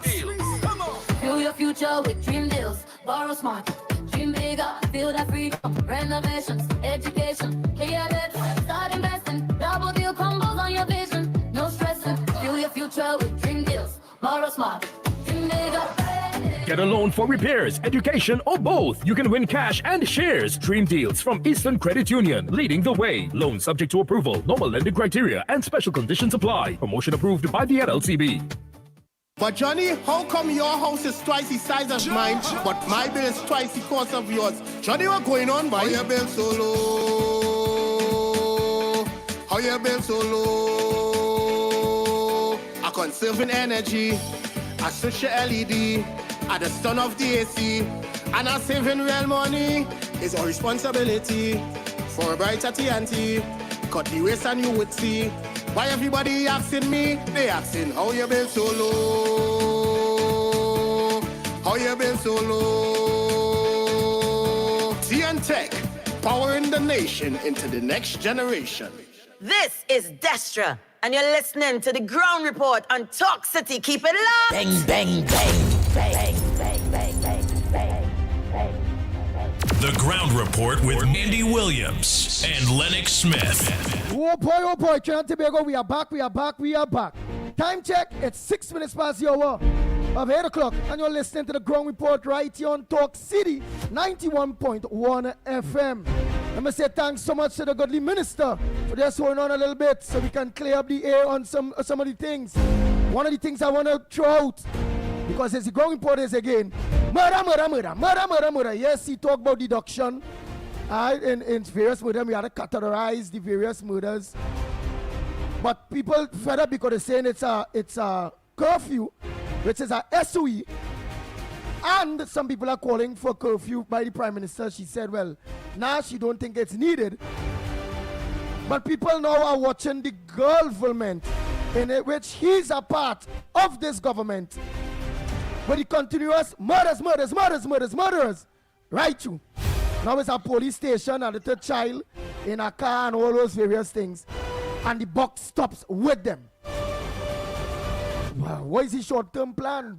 Well, yes, Andy, of course, we did say this morning, but perception seemed to be the bugbearer because, of course, around this time last year, it was about 120, and right now, of course, it's 109. So therefore, there is an incremental reduction in reality, but yet still, of course, people's perception is the issue. And of course, the minister have asked him to, of course, tell us the future as well. So in his wrapping up, I know that he has to leave. He just have a couple more minutes with us. So, Minister, the ball is in your court. Well, I was just telling you about my views on why I felt we could proceed with Zoso with a simple majority. Yes. I was telling you, in essence, the only two rights really infringed would be infringed by the curfew. And the coding. And the coding. And it's not the entire country. It's not even an entire constituency. It's not even an entire town. Right. It's a very small geographic area. Right. Okay. So that we limit. If I say it wouldn't be Belmont, but if you have to do Zoso in Belmont, you'll have to lock down, let's say, Bella Road, where I live for some time. Specific area. Right. So that people demarcation. cannot leave. Right. There are several places in Bella Road you can leave from. You cordon those areas off, and you have a curfew. Right. Because Bella Road is responsible for a lot of the killings. Right. In fact, I think the victim or victims, some of them from the quadruple murder the other night, are either from Bella Road or associated with Bella Road. Serrano Road, I also lived there for a time. That's also a killing field. And if you have to have Zoso, you don't lock down the whole of Belmont. You don't even lock down the entirety of St. Francois Valley Road or Belmont Valley Road. And you lock down that street. And even in such circumstances where people have to leave, they make special applications. Because there will be this committee that will be looking at that. And the thing is, the curfew is not going to be for a month or even a week. It's in the legislation how long the curfew could last or should last at most. Right? So it's to allow for a targeted approach to go after specific people, to search certain properties and so on. That would be the only two instances where there might be breaches. The Constitution. And the thing is, the Privy Council has said that if what you are trying to do is rationally connected to the aim you're trying to achieve, which is to get the gang leaders, get the guns and so on, then you are not afoul. You do not run afoul of Section 13 of the Constitution. Because it's public interest, really, that is being served. So the measures are rationally connected to the aim. So we would not have run afoul. Of course, but the Attorney General he's a very bright man. He's a very principled man, and he's a very careful man. Right. As a criminal lawyer, I might have a different type of swagger. I say, let's just go through with this. They'll take it to the courts, and we'll fight them there, and we'll win, right? So the other part is when I listen to the contributions of the independent senators in particular, because the PNM, they are hypocrites. Of course. That Kareem Marcel saying it died in cabinet. That Faris brought it to cabinet and it died in cabinet. And then you have Faris saying he never brought it at all because the opposition didn't reply to a letter he had sent. I didn't know that the opposition could influence. That's right. The cabinet and the government of the country, yes. So forget about them. They're hypocrites. But the independent senators, it was apparent, one, that many of them didn't read the bill. Yeah, it's clear to me as well. I am a bystander, third party, and a citizen. But how didn't read this part of the bill that is so critical and relevant? But go ahead. If you look at all of the contributions, and then you look at some of the amendments they suggested, and I have to ask myself, this worked in Jamaica. The bill we have is virtually identical to the Jamaican model. If the Jamaican model works, and you are bringing the identical thing here, why would you try to fix something that works elsewhere? Why not implement it as they have in Venezuela in the same terms, and if it needs amendments, you come to amend it. But you want to fix something that is perfect that starts off And as that you have perfect not in yet Jamaica, tested in and you your haven't scenario. tested, but Yeah. all of a sudden you have all these ideas. That you come moment, a sudden bout of brilliance. But future now. We are we ministry wise, we in essence we are happy with the border.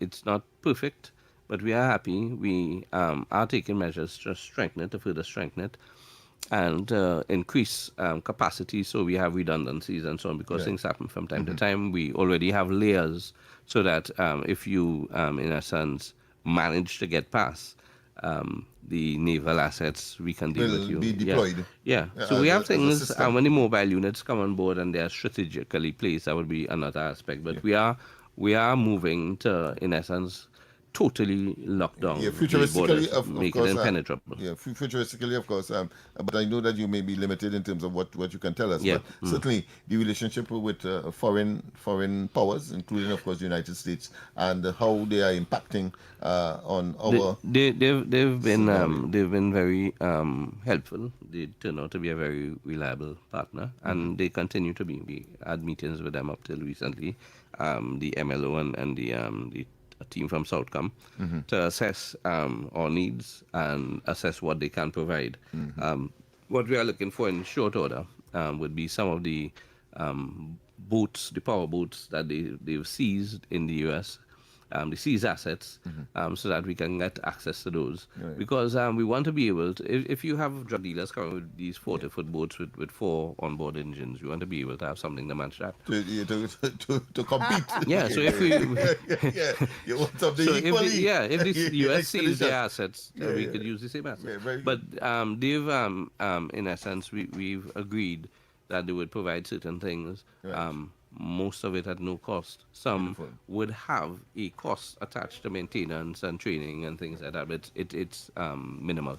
All right, so that would be the future, because I mean that what you're saying will impact, of course, on homeland, and therefore, of course, so when we get Roger here, we will talk to him on homeland security. You know, the thing is, sometimes you look at social media and laugh, but the thing is, Roger Alexander is underestimated.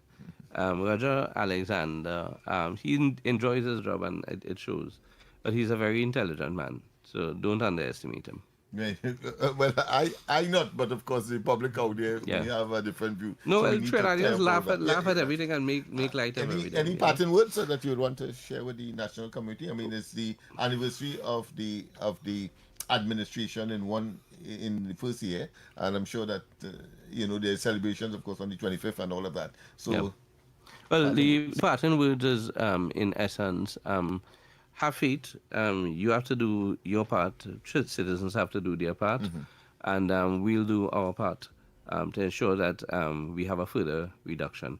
Those who are saying too much murders, what happened for the last few years? In 2024, you had 20 something. Statistics. Yeah. So I mean, quadruple murder is a big thing. It doesn't happen very often. When it happens, particularly when a child is involved, it is heart-wrenching, right? Regrettably, that's where we are with the gangs and so on. We've, in essence, prevented, in large part, the influx of firearms and so on, the proliferation through the borders. And drugs as well. And drugs, yes. But you have to remember, and it's a matter of record, that most of the illegal guns come through legal ports. So we're also trying to fix that part. Once we could get a grip on that, you will see, and we extract what already is out in the public space, then I think you'll see, I'm hoping, it is our hope, that the murder rate can every year go down by about 50, 60. So this year we are hoping for about under 300, and then we keep going like that. And I'm sure that it will be achieved. Andy, your favorite minister, any parting words? All I want to say is thanks so much again for bringing the information right here on the Ground Report program. It was nice that you can leave one part and come right here. And hey boy, at least the air have been cleared when it comes to campaign and campaign funds and this and that and all of it go. As we said, Mr. Main Sturge is a fella, don't smoke, he don't drink. And yes, he had an issue with all that kind of dramas during the elections. It is what it is. It also confirmed that election, that campaign did not cost that money. It had no way. No. That campaign cost that type of money that people are portraying. That campaign cost, that is far from the truth. The other truth to that is he was taking money out of his own pocket to organize, to facilitate activists that really and truly sacrifice, come out there, that get money to travel to do this, to come out, and he was facilitating all of those things, including helping people, whether it be using his influence based on getting little water tanks and all those various things for some people, and it was ongoing. So everything that was said there by the Honorable Minister when it coming to the campaign and Grandy is the truth, the whole truth, and nothing but the truth. Oh boy, so thanks so much, Brother Sturge, for blessing us here at Underground Report. Is that the first time, and it will not be the last time either? No. So long she reached TTT, he had to come here on the ground report. Yes. Okay, thank you very much. No problem. Well, of course, he is on his way out. People, of course, we want to thank him for gracing us with his presence. Of course, the Minister of Defense, Wayne Sturge, Honorable, and we will be examining what we have just gleaned from the interview, but after the break. So after the break. Yeah. Is your business experiencing the following symptoms? Not enough customers, low sales, slow cash flow. It's time for your business to be seen and heard by thousands of potential customers inside this new, exciting television and social media feature. Welcome. The 1020 with Junior K. Up for this exciting challenge and confident about your business? If you are, the 1020 feature is just for you. It's where you give your customers 10 reasons in 20 seconds why they should shop by you. This fun-filled feature will be captured, packaged, and aired on television and promoted on social media simultaneously. Small, medium, and large businesses call or WhatsApp 764-3378 or 313-4215. Let's feature your business. 1020 with Junior K. It's affordable, effective, and fun. TTT News, every night at 7. TTT News, committed, accurate, relevant. Voices you know, trust, and respect are the very best in talk. Talk City 91.1. The government of Trinidad and Tobago continues to deepen its people-centered approach to service delivery, as the Ministry of Culture and Community Development brought its community outreach initiative to Penal. Speaking at the event, Minister of Culture and Community Development, the Honorable Michelle Benjamin, underscored that the initiative reflects a deliberate policy direction led by Prime Minister the Honorable Kamala Prasad Bisesa SC to ensure governance remains accessible and responsive. This initiative is an initiative that is brought to you by the government of Trinidad and Tobago, one that is led by our Honorable Prime Minister, the Honorable Kamala Prasad Bisesa, your MP. I want to begin by sincerely thanking the Honorable Prime Minister for this initiative here today, for her continued commitment and vision that ensures the government remains close to the people to serve the people, and that is our mandate. The outreach program, which has already made stops in Tableland, Princestown, Toko, and Sangre Grande, continues to expand its national footprint. At the heart of the initiative is a strong focus on convenience and efficiency. For residents, the opportunity to access a wide range of public services in a single location represents a significant shift in how government engages with communities. Not always you're going to see every government institution under one roof. Today, you have over 41 agencies under one roof. Again, I want to thank the regional corporations that came together with my ministry to make this initiative a success. This is the commitment of this government to remain grounded, to remain connected, and to remain with you, the people of Trinidad and Tobago. Minister of Culture and Community Development, the Honorable Michelle Benjamin. The Community Outreach Initiative continues to stand as a clear example of the administration's drive to modernize public service delivery, bringing government closer to citizens, strengthening institutional coordination, and ensuring that no community is left behind. This was a production of the Information Division, Office of the Prime Minister.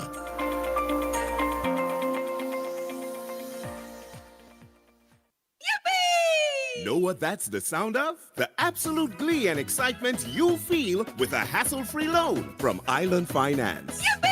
Weekend in St. Lucia? Give it to yourself. That double-door fridge? Give it to yourself. A short course to help you upskill? Give it to yourself.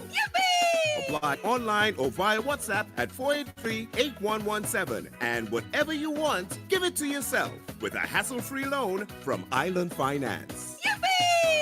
Subject to credit approval and documents verification. This is Destra, and you're listening to the Ground Report on Talk City. Keep it locked. Bang, bang, bang. Bang, bang, bang, bang, bang, bang. The Ground Report with Andy Williams and Lennox Smith. Oh boy, we are back. Time check, it's approximately 23 minutes past the hour. Yes, it's 23 minutes past the hour to past 8. And you're listening to the Ground Report. So what we're going to do is just go into the word of the day. Let's get the 2 words from you all.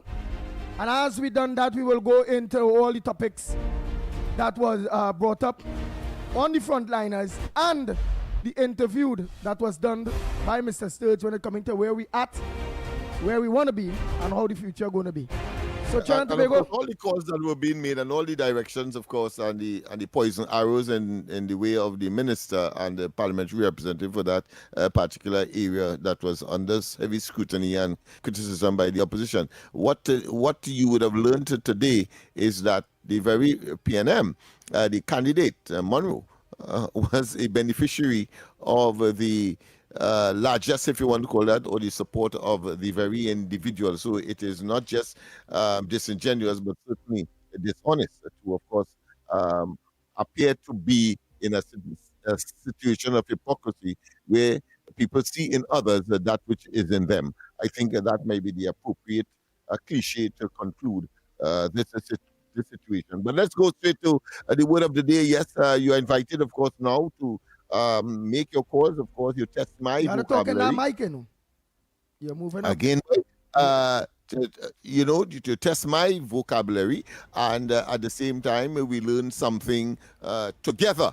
Of course, whether you are at the university level, secondary level, primary level, and even in between or below, the fact is that this is about expanding your vocab so that you can express yourself. So that is what this segment provides. And of course, we have our eagle eye on the business community. If you wanted to continue, if you like it, then of course make an investment right here on Talk City 91.1, of course, and preferably on the Ground Report. But if it spreads throughout the system, well, nothing wrong with that. It means, therefore, you would be doing human service to your country and those persons who have an inclination to be limited in terms of their expression capacity because of a limited vocabulary.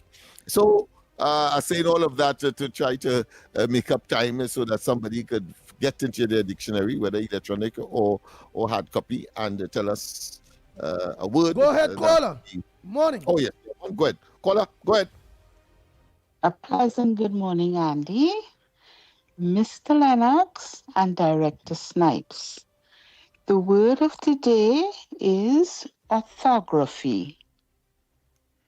Orthography.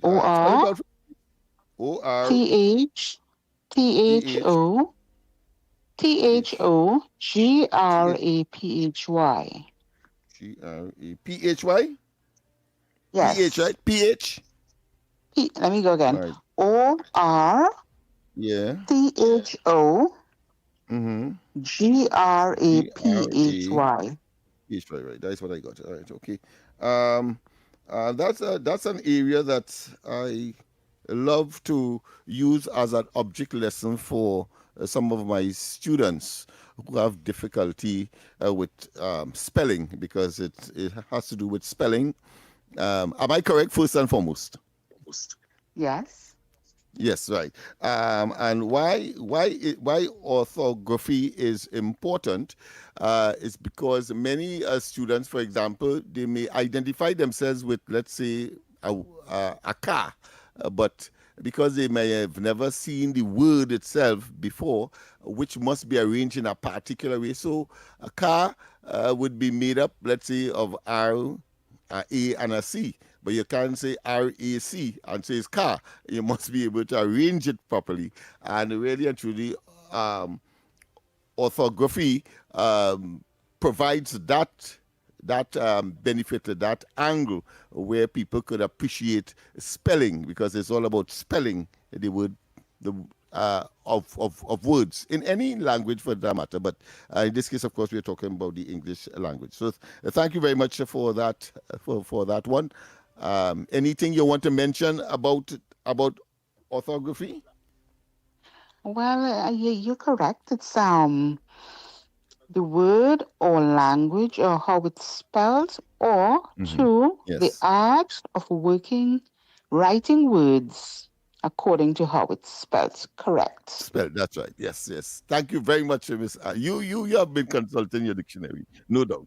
And it's Thank you very much for that. it's also a noun for the children who's listening. Yes. Orthography. Yes, the name have a- of something. Yeah, idea. Idea could be something that you name, which of course would generate a noun in the grammatical sense. Yeah. Anything else?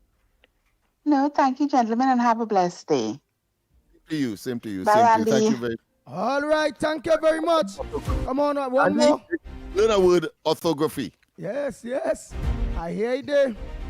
Oh boy. So one more call, one more word. And then, of course, I'll give you mines for the day. But that word, if you hear it, you would never believe, well, that is what it means, eh? I agree, and that is why it's so important, to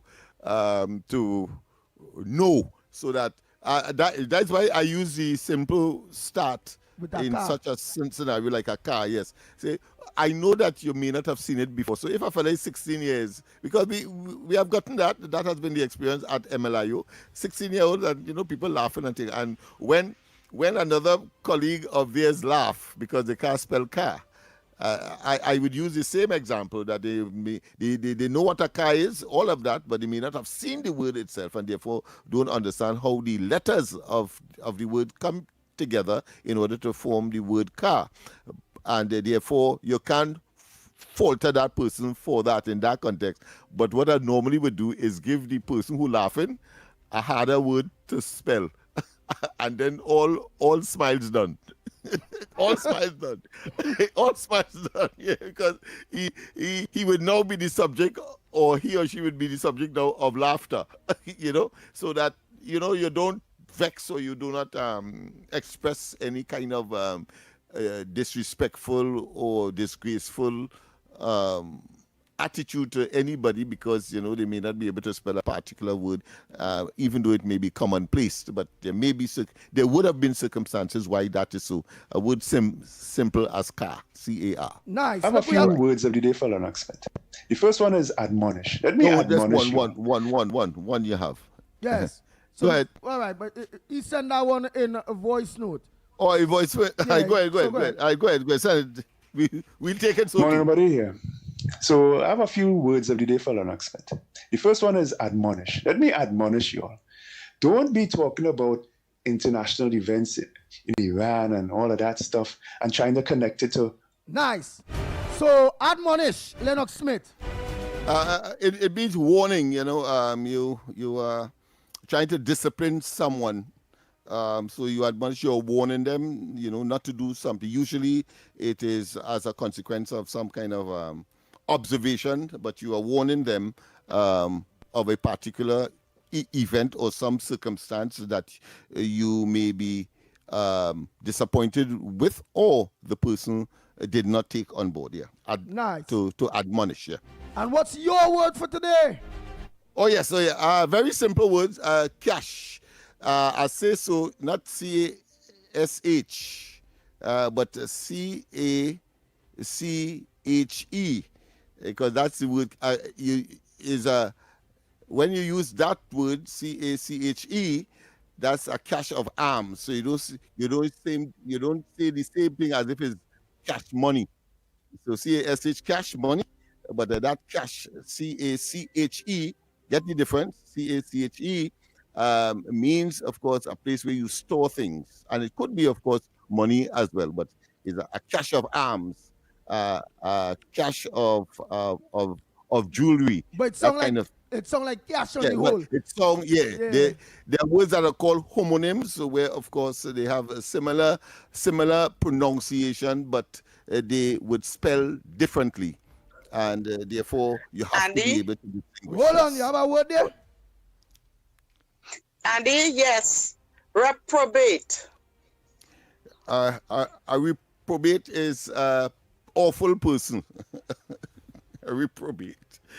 We would normally politically describe people as reprobate. They are immoral and they are not in keeping with the standards that of behavior that one would like.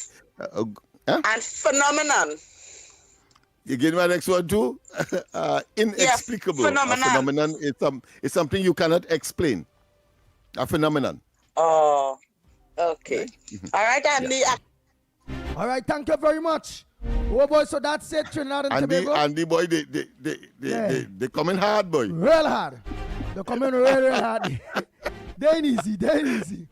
Yeah, they easy. But that's good. It shows that the people are looking into their dictionaries and they are taking note. Of course, my word for today, of course, is cash, C-A-C-H-E. Right, that cash meaning, of course, that a place where you keep valuable things, a cache of arms, etc., number, things like that. Whereas the CASH, of course, is money. We go for the break, and when we come back more on this edition. But sorry. Before I go, you spell your cash spell how you say? I think you spell it wrong, but is it not C-A-C-H-E? C-A-C-H-E. Right. Okay. Correct. All right, man. Yeah. We go for that break day, man. Okay. Come back. Yeah. The plays that shake the arenas. The stories that move a nation. I'm waiting for a super over. I've got to go quick. From football to cricket, track to tennis, every win, every rivalry, every headline. This is where Trinidad and Tobago come for sports. TTT Sports. Committed, accurate, relevant. Your future is safe with us. No matter your age or where you're from, our doors are open to each and every one. A variety of services that's accessible and reliable. Here to show you just what service is. Helping where we can, but with a smile. Police Credit Union. Your future is safe with us. Talk City 91.1. Thought-provoking conversations, bold perspectives, voices you trust. Talk City 91.1. Bigger, bolder, and more powerful than ever before. Yes, Talk City 91.1 FM. A brand new era of talk radio is here. With voices you know, trust, and respect. Get ready for an all-new lineup of the very best in talk. Andy Williams, Lennox Smith, Stephen Reese, Mr. X, Derek Charbodi, Roland Stewart, Sharon Farfan, Sudath Prasad, Heavy Duty, Alex Asing, Karen Francisco, Cherry-Leen Lewis, Short Pants, and more of the voices shaping the national conversation. From hard-hitting current affairs to real community issues, culture, politics, social development, and the stories that matter most to you. This is where Trinidad and Tobago comes to talk. It's all good right here on Talk City 91.1, where we're going to give you something new, something hot every day, Monday to Friday. Listen on 91.1 FM and connect on Facebook, YouTube, and TikTok. Talk City 91.1. Your city, your voice. Your news, anytime, anywhere. TTT News brings you the facts that matter most. On air and online. More ways to stay informed. TTT News covers the stories that matter. Join us nightly at 7. TTT News. Committed, accurate, relevant. Before the sun, before the road, the talk starts here. Talk City 91.1. This is Destra, and you're listening to the Ground Report on Talk City. Keep it locked! The Ground Report with Andy Williams and Lennox Smith. Oh boy, time check. It's 37 minutes past the hour of 8 o'clock. And you're listening to the Ground Report right here on Talk City 91.1 FM. A pleasant good morning to Tobago. A pleasant good morning to all drivers. And for all of you that are looking to us on our several social media platforms. Good morning to each and every one of you. While we continue all the issues, well, we know some of the issues that was raised this morning is the babies and them. I'm organized with some voice notes here. But I want to commend you for asking the minister, because I wasn't aware, of the fact that MyTap and MyLap and the Citizen Conservation Corps was under his You're too good. You're too good. Oh boy. Are you hearing me better now? Yeah. Oh, yes. I was saying that I want to commend you for, of course, raising the issue about why MyTap, MyLap, and Citizen Conservation Corps and departments or why organizations like so? Well, I wonder why, boy. Let me try the other one. Try right. Leave your mic right there. Maybe it was too close. Leave it right there. Right, go ahead. Leave it right there? Yeah. All right, go ahead. All right, oh, maybe. Oh, so I'm doing it bad. Yeah. Because I noticed that the minister was far away from his mic and he was saying him nice. So yeah. I bring mine too close. All right, good. Tell you what, I was saying that I want to commend you for the introduction that you make of WhiteTap. I think it's WhiteTap and MyLap and others, and Citizen Conservation Corps, because that is the way that we have to go. But yesterday I did mention that when I met with Mr. Manning and said how that should be streamlined and structured properly. So when we went for the break, I was able to convince the minister that is the way you have to go. But of course, there is a prohibitive financing of that. But I told him, and I think in principle, I think he went away with understand that we could do it for much cheaper. And I did mention to him what I mentioned yesterday, that I'm prepared to work for free, because I know that if that is not done to achieve a sustainable reduction and not a deterrent, I should say, not a punishment per se, but a deflection by young people away from a life of crime. I hear boy, but boy, I want snipes and to listen to you sounding like you're underwater. I hear you. I don't know why. You're clear, but I don't know if you had to bend the mic. I don't know, but you're sounding. Well, but it has to be from your side, Andy, because he's loud and clear over here.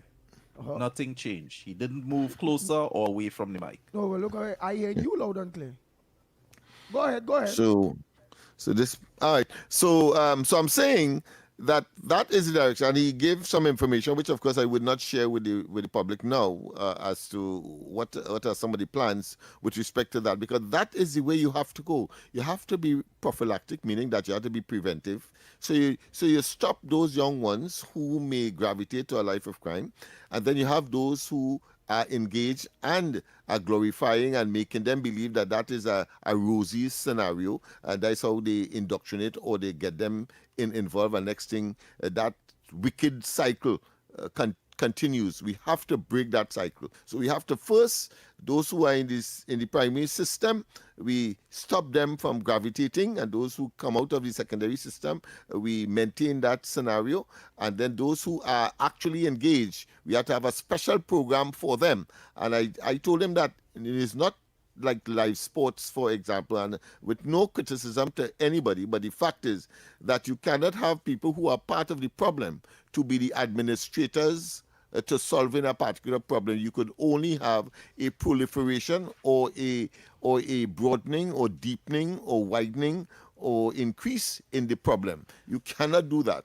You have to have people from outside, but of course include them as object lesson elements, as the case may be. In other words, I remember very distinctly a fella was working on the wharf, Billy House and so on, and he piped out the whole house. Well, I took up the whole school, over 300 of them on a Friday, and cried them up by the house. I said, listen, you would like to have a house like that? If you could imagine how it was, They say, all of them said yes. And I say, well, listen, you see how it is there now? No windows, no toilets, etc. I said, well, that fellow was a supervisor on the wharf, and because of cocaine, he was, that is the consequence. So please, although do get involved. It's those kinds of things we are talking about. He was there, you would have. I know while he was there, you would have engaged him based on that, because I did hear you yesterday mentioning about it needs to streamline the streamlining of those programs, because you say it's somehow, you notice I mentioned that thing that some people are saying that it's somehow not connected. 1 minute one thing, next minute next thing, and they're not streamlined. And what many of them may not know, as I said, that's many of them who are so inclined, right? They docile, they're not on crime and so on. They will go program hopping. So, and every one of these programs are law unto themselves or island unto themselves, and they start at different times. No, you don't do that. You bring everything under one. Have a same time to begin, time to end, and at the end of it all, of course, you use state resources, whether it's the telephone and so on, to call a private business person in order to send them straight into a program. But of course, you catch them when September comes and not leave them to idle and to be exposed to those negative elements who will encourage them to engage in crime and criminal behavior, of course, and gangs, etc. So that the solutions are right there. So but I'm saying that they have the wrong people to, of course, conduct or to advise them. And after a year, I think I am obligated, being part of the coalition of interests, to, of course, make my position clear and to, of course, make an intervention. Nice. Oh, boy, oh, boy. Nobody here again. So you all are the Interior Minister, and it's good that they seem to have focused on securing the border first to create a contained environment. They're asking for aid from the US for their aerial assets. You know, nobody said these things, right? And it's good to see that it's happening. And nobody also wrote, and yes, I'm a nobody. And nobody also wrote back in 2019 a dissertation that I sent to Lennox Smith, the Ground Report, and other people in the media. And one of the only recommendations I made as far as assets that the Coast Guard should have, or national security, are 6 unmanned aerial vehicles that can remain aloft for about 24 hours. Why 6? 2 airborne at any given time, 2 in port ready to take up duty, and 2 in maintenance. The rule of thirds, right? So it's good to see these things are coming. I'm sure they're getting their Damon vessels. I mean, the minister, I guess he wasn't in a political fighting mode, but the reason why our borders were porous for so long is not because we didn't have assets. The People's Partnership bought all the really necessary assets we needed. That was the Damon purpose. 12 vessels to secure 6 coastlines, right? And the PNM parked them up out of spite. They were brand new, best technology in the world, CX technology. And they went and bought 2 Cape-class vessels, which have problems. So he probably wasn't in the mood to go into all of that, but it needs to be said. So it's good to see that these things are coming back. What I would encourage the minister to do, if you're going to be buying anything, buy aerial drones. You yourself admitted it this morning. You're getting that aerial coverage from aerial surveillance from the US right now. But we need to get home. Andy morning, Lennox, Snipes.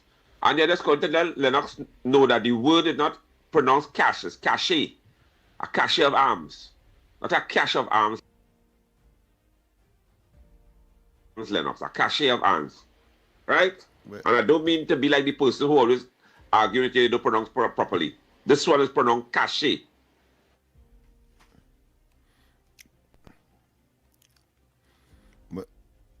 You want me to respond to that? Well, let me respond to that. You better talk to the other news announcers as well, because that is how it is pronounced here, cash. But I have no difficulty in saying cache. But I want to tell you that, of course, if somebody say a cache of arms, I will know it is spelled C-A-C-H-E. Right? Oh boy, oh boy. Sorry about that, but I was invited, and therefore You don't have to defend everything. of course I do that. I was invited, so I couldn't resist. Morning, Andy. Morning, Trinidad and Tobago. Morning, Lennox. Morning, Snipes. Morning to all ground reporters who streaming on the World Wide Web. And those who are in foreign, good morning to each and every one of you. Hey, Andy, I am a man that just sit down and listen and look and watch and observe. Because at the end of the day, no is a man like I read fire in my blood. But something I listened on the news, I think it's last night or night before, pertaining to the opposition leader, making some comments on our former Prime Minister at this point in time. And it was pertaining to crime. And I was asking myself how I was not hearing this woman all the time when her party was in government, when Mr. Rowley was the Prime Minister.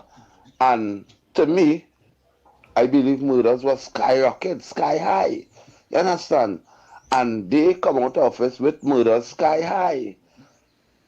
I don't understand what if they wanted this former Prime Minister had to wave a magic wand to solve this crime one time, But at the end of the day, remember, we as citizens in Trinidad and Tobago, we had to do our part and play our part. And this is what led me to understand that, yes, we have police, good police officers, yes, still we have bad police officers, but at the end of the day, we have police that living in all these communities that does be taking part in crime and that does be associated in these kind of killing and thing. But I believe the officers on them will not put a hand in that, or at least put it out there in the sense of why they're scared of their family. You understand? They're scared that if they do the right thing, which is the job, what will be the repercussion on the family? And I tell you, that goes to all police officers that lives in these communities, that live in Trinidad and Tobago. And do a statistic. Lennox and all could tell you. Majority, look how much police we have in Diego Martin, Bagatelle environs, living in Bagatelle environment. Look how much police.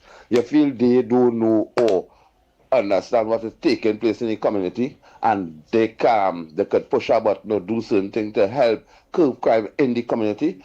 But it's the backlash.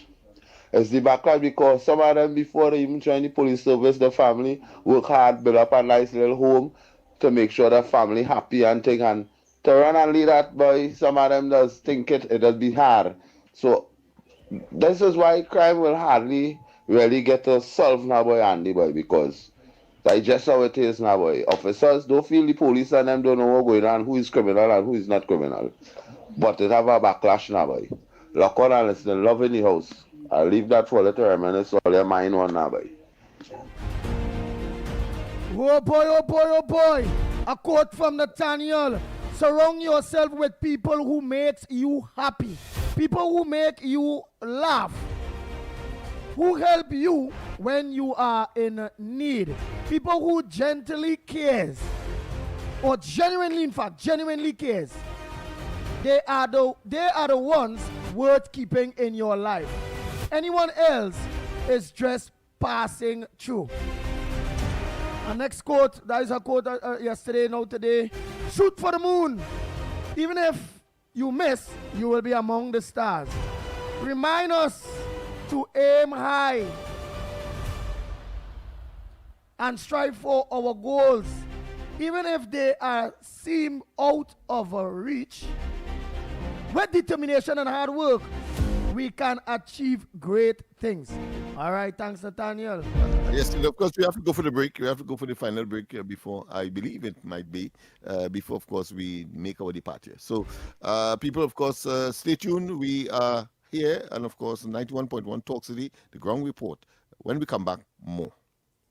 Tune in to the Holy Trinity Cathedral program on Talk City 91.1 FM every Wednesday at 9 p.m. Mark your calendar. It's a great way to stay connected with the spiritual reflections, uplifting messages, and community updates right here with us on Talk City 91.1 FM. Your future is safe with us. No matter your age or where you're from, or what doors are open to each and every one. A variety of services that's accessible and reliable. Here to show you just what service is. Helping where we can, but with a smile. Police Credit Union. Your future is safe with us. Your world moves fast, so do we. TTT News brings you the people, events, and issues that matter most. Stay informed, stay ahead. TTT News, every night at 7. TTT News, committed, accurate, relevant. Hey Trisha, I ain't seen you in a while. How business going? Boy, business real slow these days, and advertising expensive. You for real? You ain't hear about SBP? What is that? Small Business Package. You can advertise your business on radio. They cater for your budget. You serious? Yes, girl. Them fellas are Next 99.1, Sweet 100.1, and Talk City 91.1. Real bigging up your thing. What? No way. Tell me where, when, and how. Call 622-4141. That number is 622-4141. And for more information, you can email ttttsales@ttt.co.tt. I heading down Marfal Road now. That's something too good to be true. From the road to the radio, Talk City 91.1. This is Destra. Right now you're listening to Talk City 91.1. Keep it locked. The Ground Report with Andy Williams and Lennox Smith. Nice, and next more information that coming in. And we have to organize and watch what's good. So I'll just forward this to the minister when that time reaches. They say a manager, somebody sent a private note saying a manager assigned to the Northwest making recommendations for daily paid staff with no qualifications and promoting employees in monthly paid positions. One employee who was promoted made the company end up in the high court, and was promoted from daily paid to monthly paid based on a recommendation by the manager assigned to Northwest. This same manager was responsible for taking disciplinary actions against the said employee. It said employee deliberately cover up a criminal investigation which making the company had to pay a lawsuit. The daily was promoted to a range 28/32 post. If you all want the case number for verifications, you all can get that. Well, I mean, if we want the case number for verifications, in which it is this person is saying. The department close to the prison's administration building.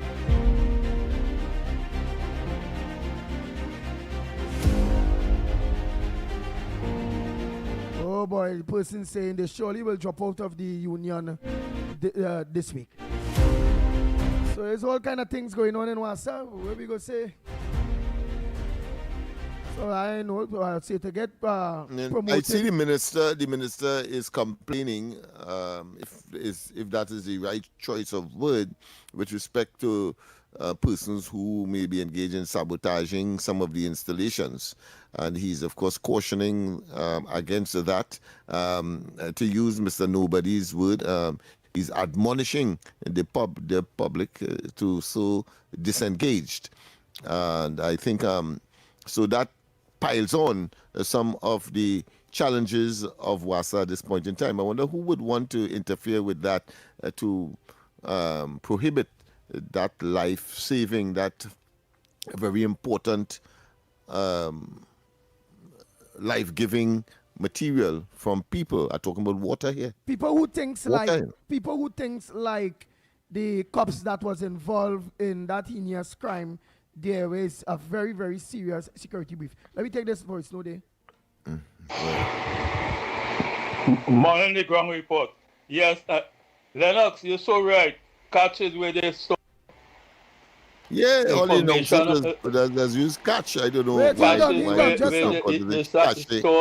Just now, Window. Morning, the ground report. Yes, Lennox, you're so right.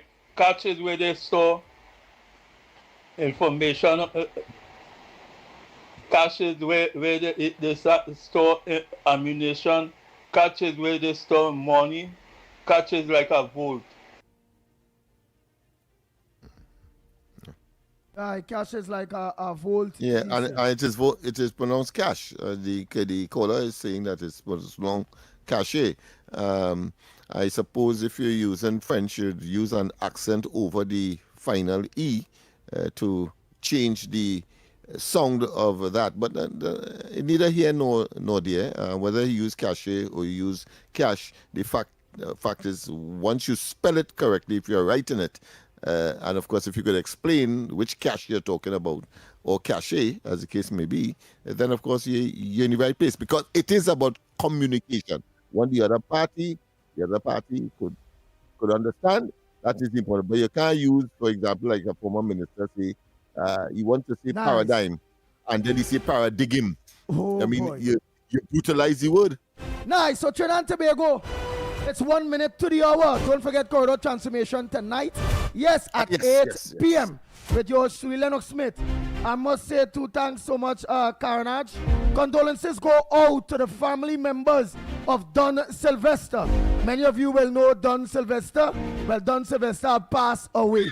So condolences goes out to Don Sylvester on the passing. So, yeah, so all family members of Don Sylvester from the Martin there, Covin Road up on the hill there, condolences to you. Don Sylvester was known to be a natek. Yes. On UNC. Yes. UNC. I'm shocked, Andy. I wasn't aware of that. Okay. Well, Carnage now send that message. So, Trinidad and Tobago. Thanks, Carnage. Coming up next, off the records with Mr. X and Stefan Rees. So don't change that dial from Talk City 91.1 FM at all. On behalf of the Ground Report team, I'm Andy Williams, better known as the Pitbull of Radio. Until tomorrow morning, please God, we are out of here. Bang, bang, bang.